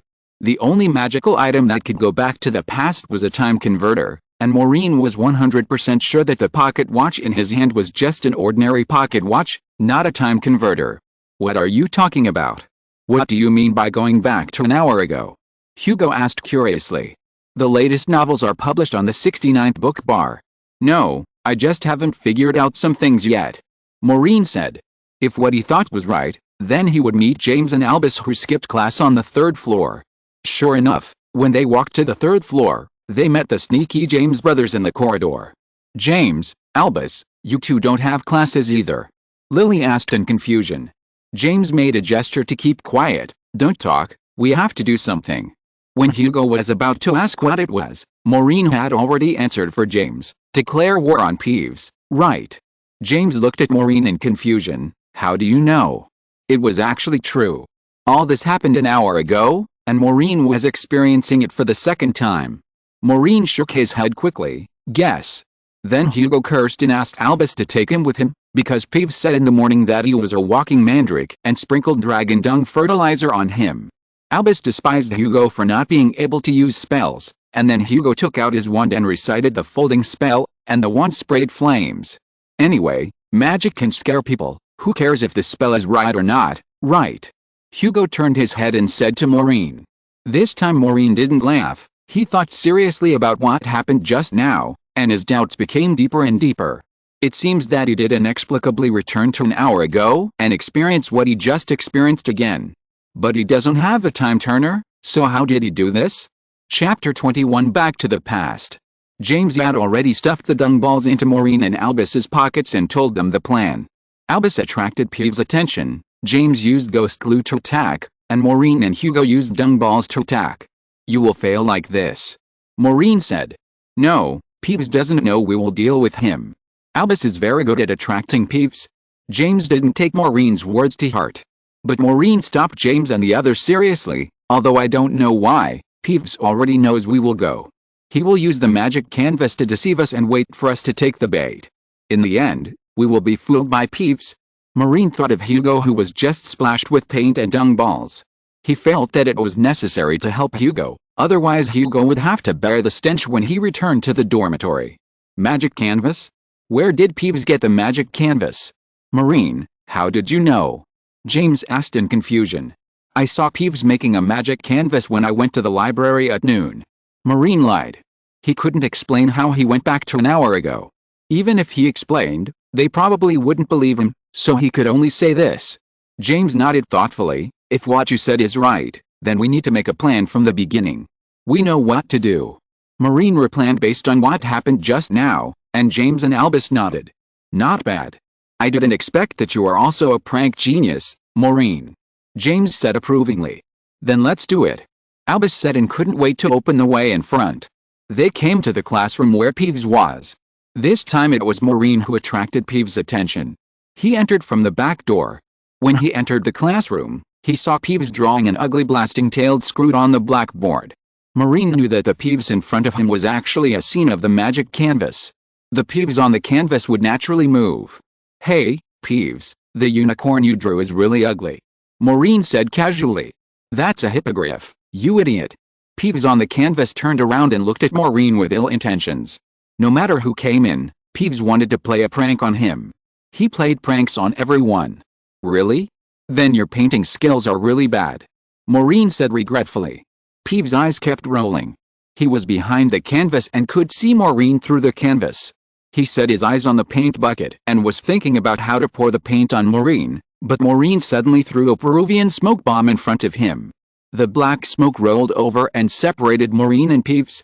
Peeves screamed and was about to rush over when James had already rushed in from the front. He waved his wand quickly, and while Peeves' attention was attracted by Maureen, the ghost glue had already poured on Peeves. What the hell is this? Peeves yelled, and was about to rush to the ceiling, but with a bang, Peeves hit the ceiling, making him dizzy. Ghosts can easily pass through walls, but the ghost glue made him a solid body and was firmly stuck to the ceiling. Peeves, let's give you a dung bath. Albus and Hugo had already thrown dung balls at Peeves, and Peeves, who had turned into a solid body, was immediately covered with the smell of dung balls. He screamed and started to curse non-stop. Potter's brats, I'll make you pay. Peeves shouted angrily. Then try it. James was not afraid of Peeves' threats at all. He and Peeves had been feuding for a long time. Maureen shrugged his shoulders, looking at Peeves' miserable appearance, but he didn't have much sympathy. After all, when Peeves usually teased students, sometimes there were many methods that were more annoying than this. Ghost glue will only stick to him for 10 minutes, but Uncle George made us a special dung ball to deal with Peeves. It will make him stink for 3 days. James said to Maureen proudly. Peeves cursed all kinds of ugly words on the ceiling, but it was useless for him to be angry at this time. Maureen and the others had already left the classroom. I really wish I had a camera to take a picture of Peeves and hang it on the wall for exhibition. Hugo said with relief. James and Albus left. Maureen felt that she needed to figure out what happened just now. Why did she suddenly go back an hour ago? Hugo, you said last time that your mother used a time turner to go back to the past. What was the specific situation? Maureen asked. Hugo hummed a light tune along the way. He was in a good mood because he had avenged Peeves. He said, I'm not sure, but it seems that I will see another self after returning to the past. Only when time goes back to the original time will the other self disappear. However, the two selves cannot appear in the same place at the same time, otherwise the two selves are likely to kill each other. At least that's what my mother said. You will see two selves? Are you sure? Maureen frowned. He just seemed to have returned to the past, but he didn't see two selves. On the contrary, it was more like returning to the body of another self. What's going on? I don't know. I haven't experienced the time converter. Why are you asking this? Hugo asked curiously. Maureen shook his head. I'm just curious. The latest novels are first published on the 6th-9th book bar. He was still hesitating whether to tell Hugo about this, but this matter was too unbelievable, and Maureen couldn't find any evidence to explain what happened just now. Let's go, hurry up and have dinner first, then go and finish that rabbit-tailed dark magic paper. I feel like I will never like rabbits again. Hugo said regretfully. Maureen had too many questions in his mind. He remembered the Daily Prophet's report about the break-in of the Department of Mysteries and the theft of the time converter, and felt a little uneasy. The first day of school at Hogwarts was not interesting. Except for the spells class, which was relatively easy, the other courses were very bad, especially the Muggle Studies class and the Defense Against the Dark Arts class. No one would really like these two courses. After dinner, they took a seat at the long table in the lounge and started to do their homework. They finished the boring paper while holding back their yawns, and then went to bed. That guy hasn't come back yet. It's really weird. It's so late. Hugo lay on the bed and looked at Sweet's empty bed. Maureen sat by the window, looking at the night view of Hogwarts School. There were flickering lights on the empty Quidditch field, and there were night owls chirping in the distance. I hope tomorrow's class will be more interesting. Maureen said. If you're listening to this novel on a channel other than Fanfic World, it means they downloaded and uploaded it without effort. We cordially invite you to visit our channel, Mundo Fanfic Novelis. There you'll find the original version of this story, and you can explore many other novels of various genres. We're waiting for you to immerse yourself in a world of incredible novels. Chapter 22 History of Magic and Herbology. Maureen thought that among all the courses, Professor Francis' Defense Against the Dark Arts was the most boring, but he finally found out that there was a course that was even more boring than the Defense Against the Dark Arts course. The dry and boring voice of Professor Binns, the history of magic, was like a lullaby, and many freshmen were successfully hypnotized on the first day. Do you think he still remembers that he is dead? Lily looked at the transparent Professor Binns on the podium. This course was taught by a ghost teacher. He was different from other ghosts. Other ghosts like to pass through walls, but he opened the door and walked in solemnly, looking very formal. Who knows? Everyone says that Professor Binns is the longest-serving professor at Hogwarts, the most qualified and the oldest. He should be very experienced in teaching the History of Magic course. Maureen said affirmatively. Hugo was snoring softly beside him. He had fallen asleep. As we all know, changes in the history of magic have allowed the wizarding world to continue to develop. There are many eras with different backgrounds in history. The wizarding calendar from 1300 to 1470 is called the Age of Immortality Magic. During this period, many great pioneers appeared. They were all exploring the mysteries of death, trying to understand and defeat death. Such as the Philosopher's Stone created by the legendary French alchemist Nicolas Flamel, the stone arch that communicates the dead in the afterlife created by Lars Cage, known as the Messenger of Death, and the magic of immortal souls created by the soul sorcerer Faman Duran, as well as the mummy resurrection technique created by the ancient Egyptian wizards. We have already talked about these last semester, so today we will continue to talk about how to evaluate the magical civilization created by the Age of Immortality Magic. Professor Binns said a lot of difficult to understand words. Because it was the first class, everyone consciously took notes in their notebooks. However, the last sentence surprised many people. Lily raised her hand and said, "Professor, we are freshmen. We didn't go to school last semester." Professor Binns looked up and glanced at everyone. He looked a little confused, then nodded and said, "Oh, yes. I forgot. This is the content of the 4th grade. You are freshmen. You should start from the origin of wizards. I took the wrong lesson plan." Everyone looked at their notes with a smile. It turned out that all the things Professor Binns said before were in vain. It's a pity that everyone remembered it so seriously. Professor Binns then began to talk about the origin of magic. He said that the first person who discovered magic was called Wand. One day he met a black dragon in the forest. Wand picked up a branch and fought with the black dragon, but he was no match for the black dragon. Just when the black dragon was about to eat Wand, a piece of unicorn hair fell on the branch in Wand's hand. Wand shouted a word in a hurry, and then the branch emitted a ray of light and defeated the black dragon. After surviving the catastrophe, Wander studied the special combination of unicorn hair and branches and invented the first magic wand. This is the origin of magic and the origin of the wand. The origin of the wand is too sloppy. Lily looked at her wand in surprise.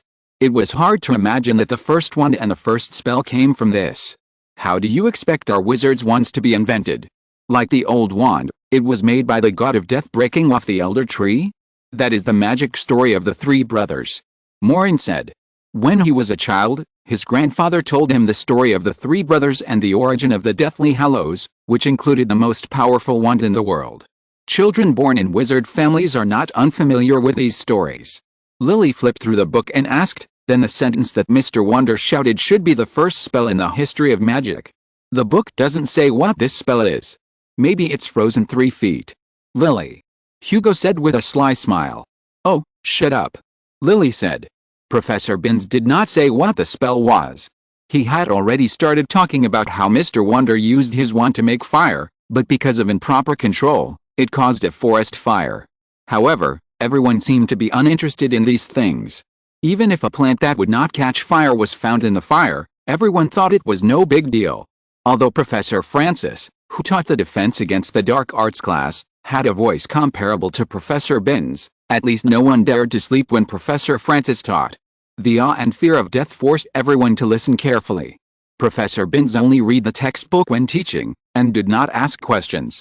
There was no need to worry about anything, so everyone was naturally more relaxed. If there was any class that Maureen was most looking forward to, it was undoubtedly the herbology class, because the teacher of the herbology class was Professor Longbottom, who pulled out the sword of Gryffindor from the sorting hat in the battle with Voldemort 21 years ago, killed one of Voldemort's Horcruxes, and became a legend in the wizarding world. All the freshmen were looking forward to his class. Even the Muggle-born students had heard many rumors about Professor Longbottom from others and couldn't wait to know what kind of person this brave Professor Neville Longbottom was. Neville was tall and thin, his face was a little pale, his wizard robe was stained with a lot of mud, and he was holding a bucket in his hand, looking at the freshmen nervously. "Well, hello, everyone, I'm your herbology teacher, you can just call me Professor Longbottom." Neville's voice didn't sound so confident, and his smile seemed very unnatural. Uncle Neville gets nervous when he sees a freshman. How should I put it? He gets nervous when he sees a stranger. Hugo whispered. "Shut up, Hugo, we have to call him Professor Longbottom at school." Lily glared at Hugo. Neville took out a list of students from his pocket. "We will go to the 5th greenhouse later. You will start with the most basic herbs. Let's take the roll first." They took the herbology class with the Slytherin students again. Maureen saw Carlo's annoying face in the crowd again. At this time, Carlo was pointing at Neville with his classmates in the corner, and occasionally sneered contemptuously. "The Gryffindor students are here, very good, then the next is the Slytherin student, Newfen-Yeoman." "Okay, Carlo Lestrange." Neville paused and frowned when he called this name. Carlo raised his head lazily. "Here we are, Professor Longbottom." Neville stared at Carlo, and suddenly a strange fluctuation appeared in his eyes. "The latest novels are first published on the 6th-9th book bar. Does Professor Longbottom know Carlo?" Maureen looked at Neville strangely. Neville seemed to be a little bit abnormal. Hugo also looked at Neville in confusion. "It's impossible. He also knows me and Lily.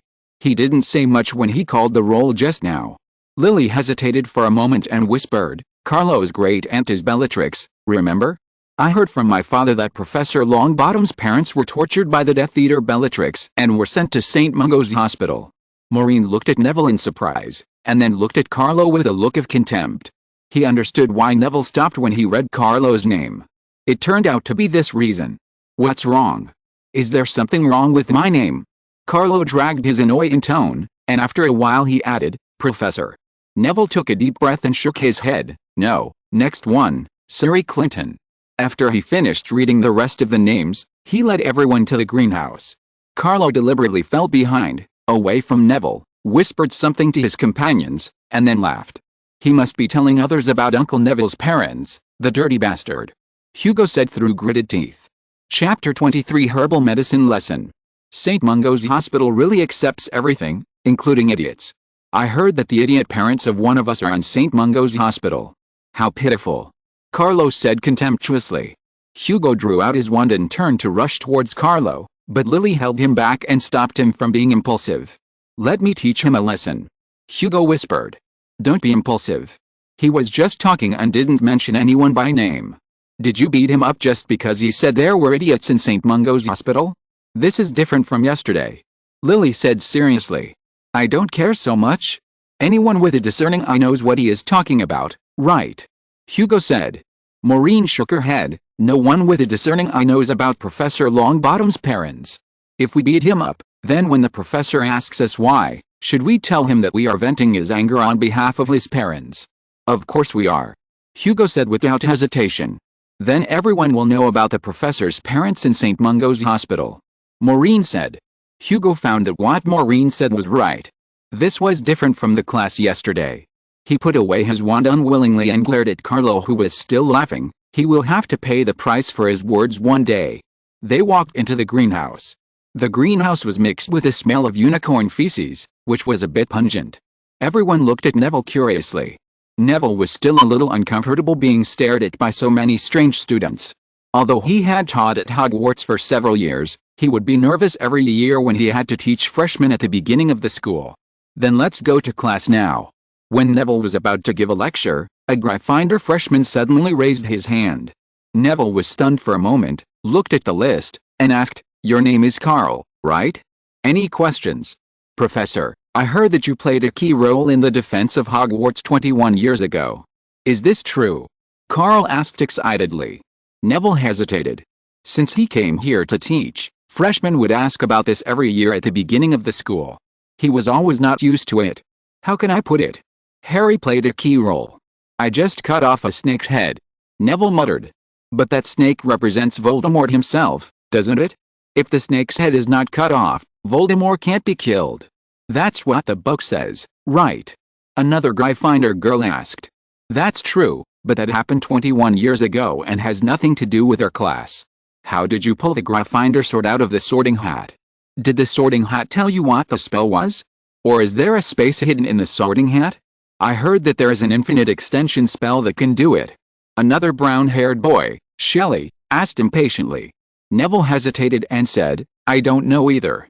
The sword just appeared in the hat at that time. You don't know? Does that mean that everyone can draw the sword? So you are nothing special, just lucky? Professor. Slytherin Carlo said loudly. Neville didn't know how to answer this question. Carlo looked very proud. He spoke in a very rude tone, as if he was deliberately trying to intimidate Neville. Of course, only true Gryffindors can draw the sword of Gryffindor.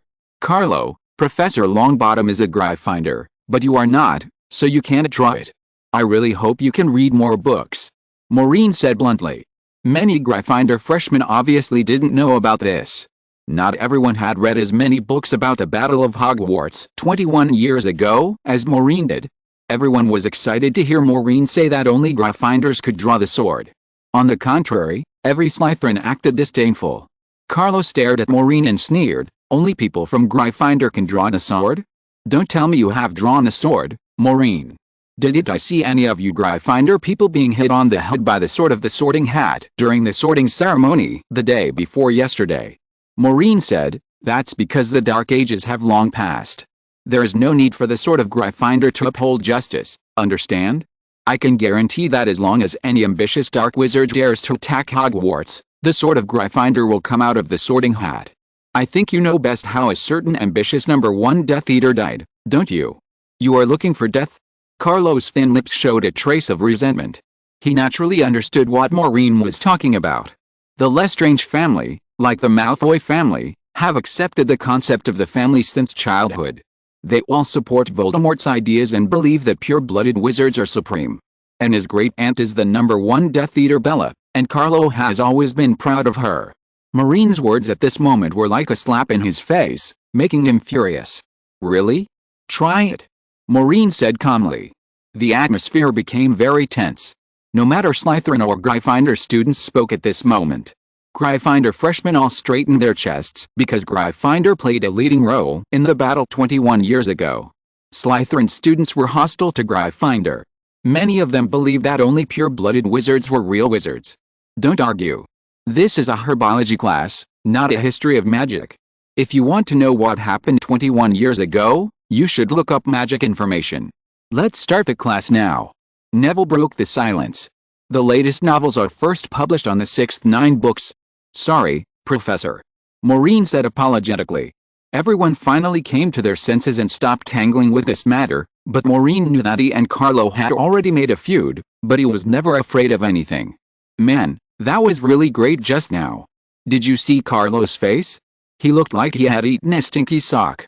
Hugo gave Maureen a thumbs up. What era is it now? He still thinks his pure-blood wizard identity is so great. I'm also pure-blooded. Did I say anything? Lily snorted. Hugo laughed, and Maureen didn't comment. They were all from wizard families, but they didn't think that Muggle-born wizards were inferior. Everyone was studying magic at Hogwarts, so there was no distinction between high and low. It was really ridiculous. But you two should be careful. I heard that Bellatrix was defeated by your grandmother, Mrs. Weasley, right? Maureen said. Don't worry, he doesn't dare to do anything to us at school. In the past 21 years, those pure-blood wizard families that once supported Voldemort have become low-key. Unless they can find another Voldemort to be loyal to, they will not cause trouble again. Even if they do, it will be a self-inflicted disaster. I mean, Lily's dad is still here, right? Hugo said nonchalantly. Maureen didn't think it was that simple. Maybe Harry's magic was superb, but Harry defeated Voldemort because of the guidance of Headmaster Dumbledore and the special connection between Harry and Voldemort. If another big devil appeared, it would be no joke. We'd better not think like that. Maureen shook his head. Chapter 24, Curly Whisker Grass. Neville looked a little nervous, but he was like a different person when he started teaching. He had a wealth of knowledge about herbology and became much more confident. Professor Theodore greeted me and said that you freshmen will use the Tricholoma in the first week of class, so today I will first explain the characteristics of the Tricholoma. The Tricholoma is a very magical plant. If the growing environment does not suit their preferences, it will run away, so everyone must be careful when taking care of the Tricholoma. Neville showed everyone what the Tricholoma looked like. These Tricholomas were cultivated in pots, and each pot was covered with glass to prevent them from running away. The Tricholoma was only 1 inch long and had 2 green leaves. When Neville approached a pot of Tricholoma, the Tricholoma suddenly retracted its leaves and quickly drilled into the soil of the pot and disappeared. It's shy and has a strong sense of self-preservation. Neville put on gloves and explained to everyone, if you want to attract it, you need to use unicorn feces fertilizer. They like unicorn fertilizer. Neville picked up a small shovel, shoveled some fertilizer, opened the glass cover, and piled the fertilizer on the flower pot. Soon, the stalk grass came out from the fertilizer and stretched out 2 leaves again. Neville quickly reached out and grabbed the 2 leaves of the stalk grass and pulled it out. The roots of the stalk grass were entangled like messy beards. Each root moved around like an earthworm, struggling desperately to get back into the fertilizer. Do you see the tubers in these roots? This small ball-like thing is what we will use in the herbology class. So does anyone know what these tubers are used for? Neville asked. No one raised their hands. Basically no one had reviewed the textbook. Neville looked a little disappointed and said, I thought you would read the textbooks before class. When I was in school, there was a girl who would prepare for every class and knew everything. He's talking about my mother. Hugo whispered proudly, then he remembered something and curled his lips, maybe Rose too. Carlo asked in the crowd, Professor Longbottom, why do we need to know what the functions of these earthworm-like grasses are? Neville saw that it was Carlo who asked the question. His eyes dodged, as if he was stumped. He hesitated for a long time, and when he was thinking about how to answer, Maureen had already said for him, because this is an herbology class. Carlo, you must know what Curlibird is in the herbology class, otherwise you can just not come to class and go home now. That's right, you can learn your magical knowledge at home, otherwise what's the point of coming to school? Are you here to make people laugh? Lily also echoed. Carlo was choked and glared at Maureen and Lily, but Maureen and Lily looked at him fearlessly. Carlo wanted to laugh at Neville in the herbology class, but Maureen stopped him again and again, which made him very annoyed. Neville nodded and finally found a way to refute Carlo's words, saying, he is right. The knowledge of sedgegrass may be tested in the final exam. Everyone should remember not to ask such stupid questions next time. Neville cast an approving look at Maureen and Lily, and then began to talk about the role of sedgegrass tubers. This herb has a wide range of uses. The most common one is to make healing agents and tracking agents. The former is specially used to treat wounds, and the latter is a potion used to track odors. Neville asked the students to choose a pot of sedgegrass, loosen the soil and fertilize them, making everyone smell like unicorn feces. When the get out of class was over, Neville took a bottle of special freshener and sprayed everyone. These fresheners are also made from the tubers of the beard grass. They will absorb the smell of unicorn feces, so you won't be smelling strange when you go to other classes later. Neville said sympathetically. Thank God, this is really good stuff. Hugo sprayed a few more times. The teacher of the potion class is Professor Theodore, a brown-haired man with black-framed glasses. He looks particularly energetic and humorous. The obscure and difficult potion class makes everyone look not so bad. My dad said that he used to hate potion class the most. I guess he didn't meet Professor Theodore. Hugo said, I think potion class should become my second favorite course. Hugo was stirring in the crucible. They had to brew a simple wound healing potion at the beginning of the school year. This healing potion was particularly effective for minor scratches, and the brewing steps were not complicated. Hugo glanced at Maureen and Lily's cauldrons and said in surprise, Huh? Why are yours green and mine red? Maybe.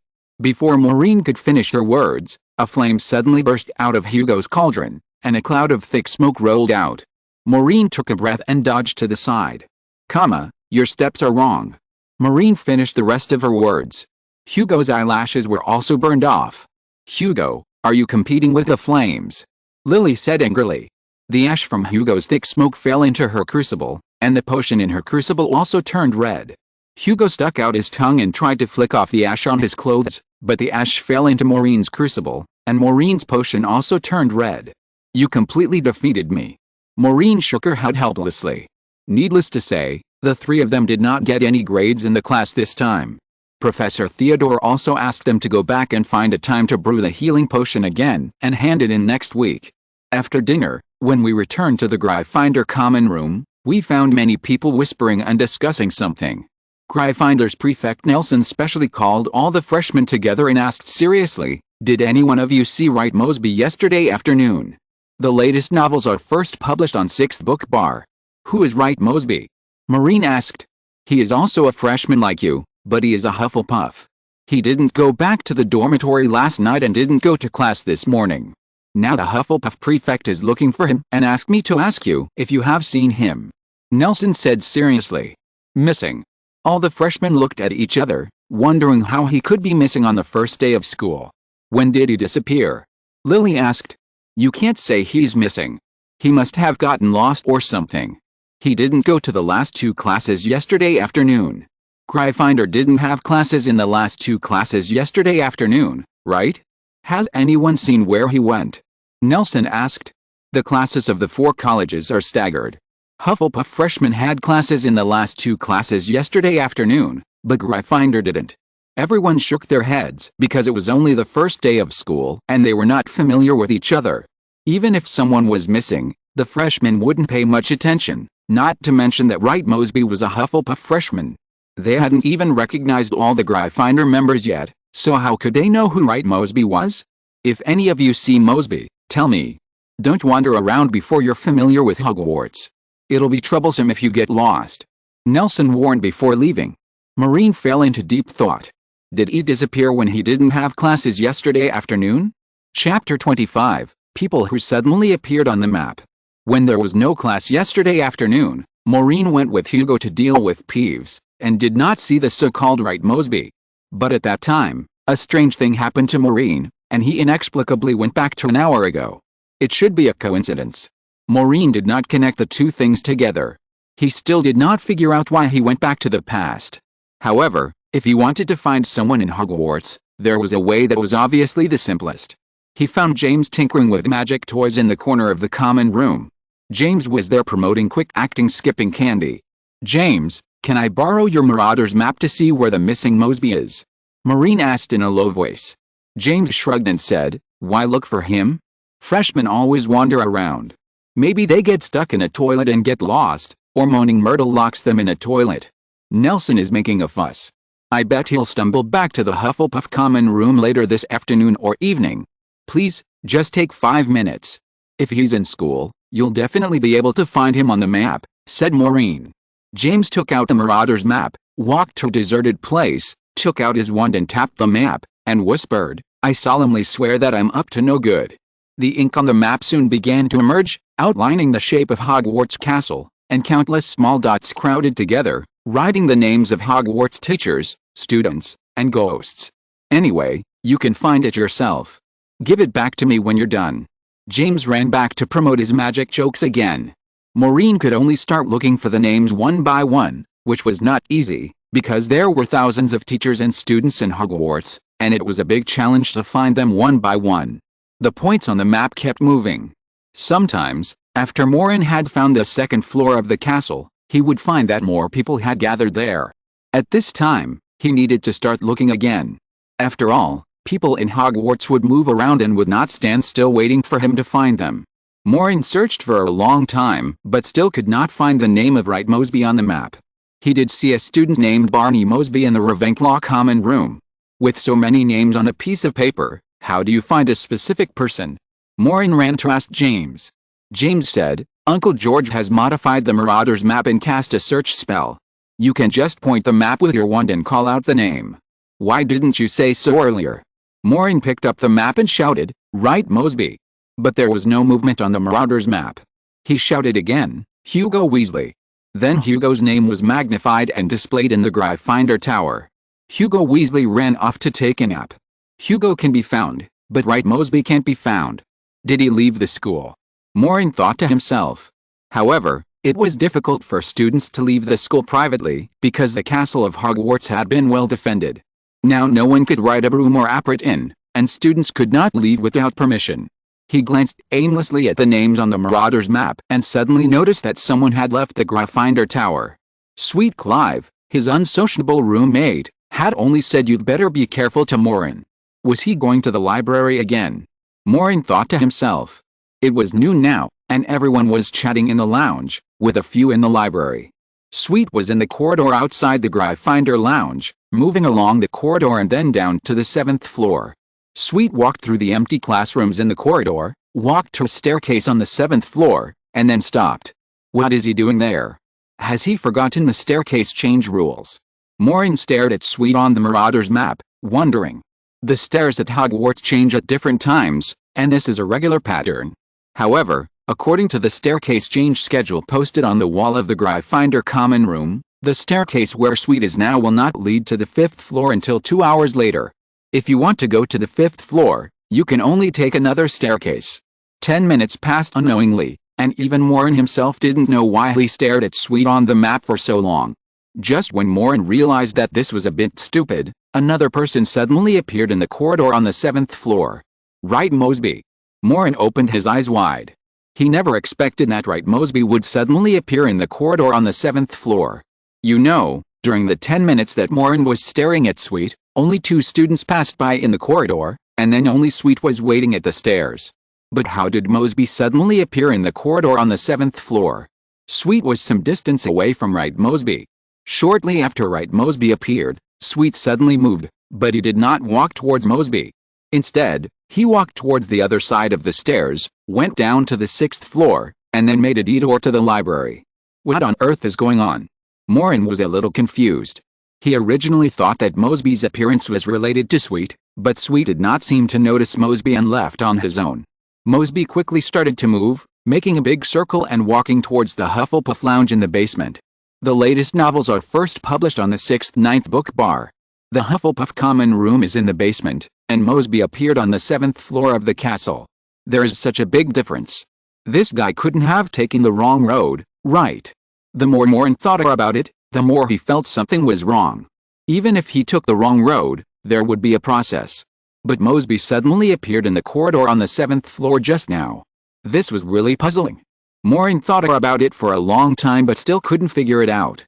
He could only return the Marauders map to James. In the afternoon Transfiguration class, Gryffindor students happened to be with Hufflepuff students. In the Transfiguration class, Maureen heard the Hufflepuffs talking about Wright Mosby. Is the lost guy back? Hugo asked in confusion. Lily had already heard the news from the Hufflepuff freshman on the other side, and whispered, the boy named Wright Mosby did come back, but he didn't seem to remember where he went. He had no memory from yesterday afternoon to noon today. He is currently in the school hospital, and Madame Pomfrey is taking care of him. Amnesia. Maureen said in surprise. He told Hugo and Lily about the Marauders map at noon. So Sweet took him away? And then tampered with his memory? Oh my god. There is a dangerous person in our dormitory. This makes me feel insecure. Hugo secretly looked at the corner at the back of the classroom, where Sweet was sitting and reading a book. Don't think too much. He was still some distance away from Mosby at the time, and the two of them didn't have any intersection. There is no evidence to say that he did it. Maureen said. But Maureen still felt that Sweet was a little weird. End of this chapter. Thank you very much for reaching the end. Don't forget to like. Looking for more exclusive content and immediate access? Subscribe to our Patreon. Remember, every like, subscription, or donation encourages us to continue. Thanks to everyone. See you in the next video.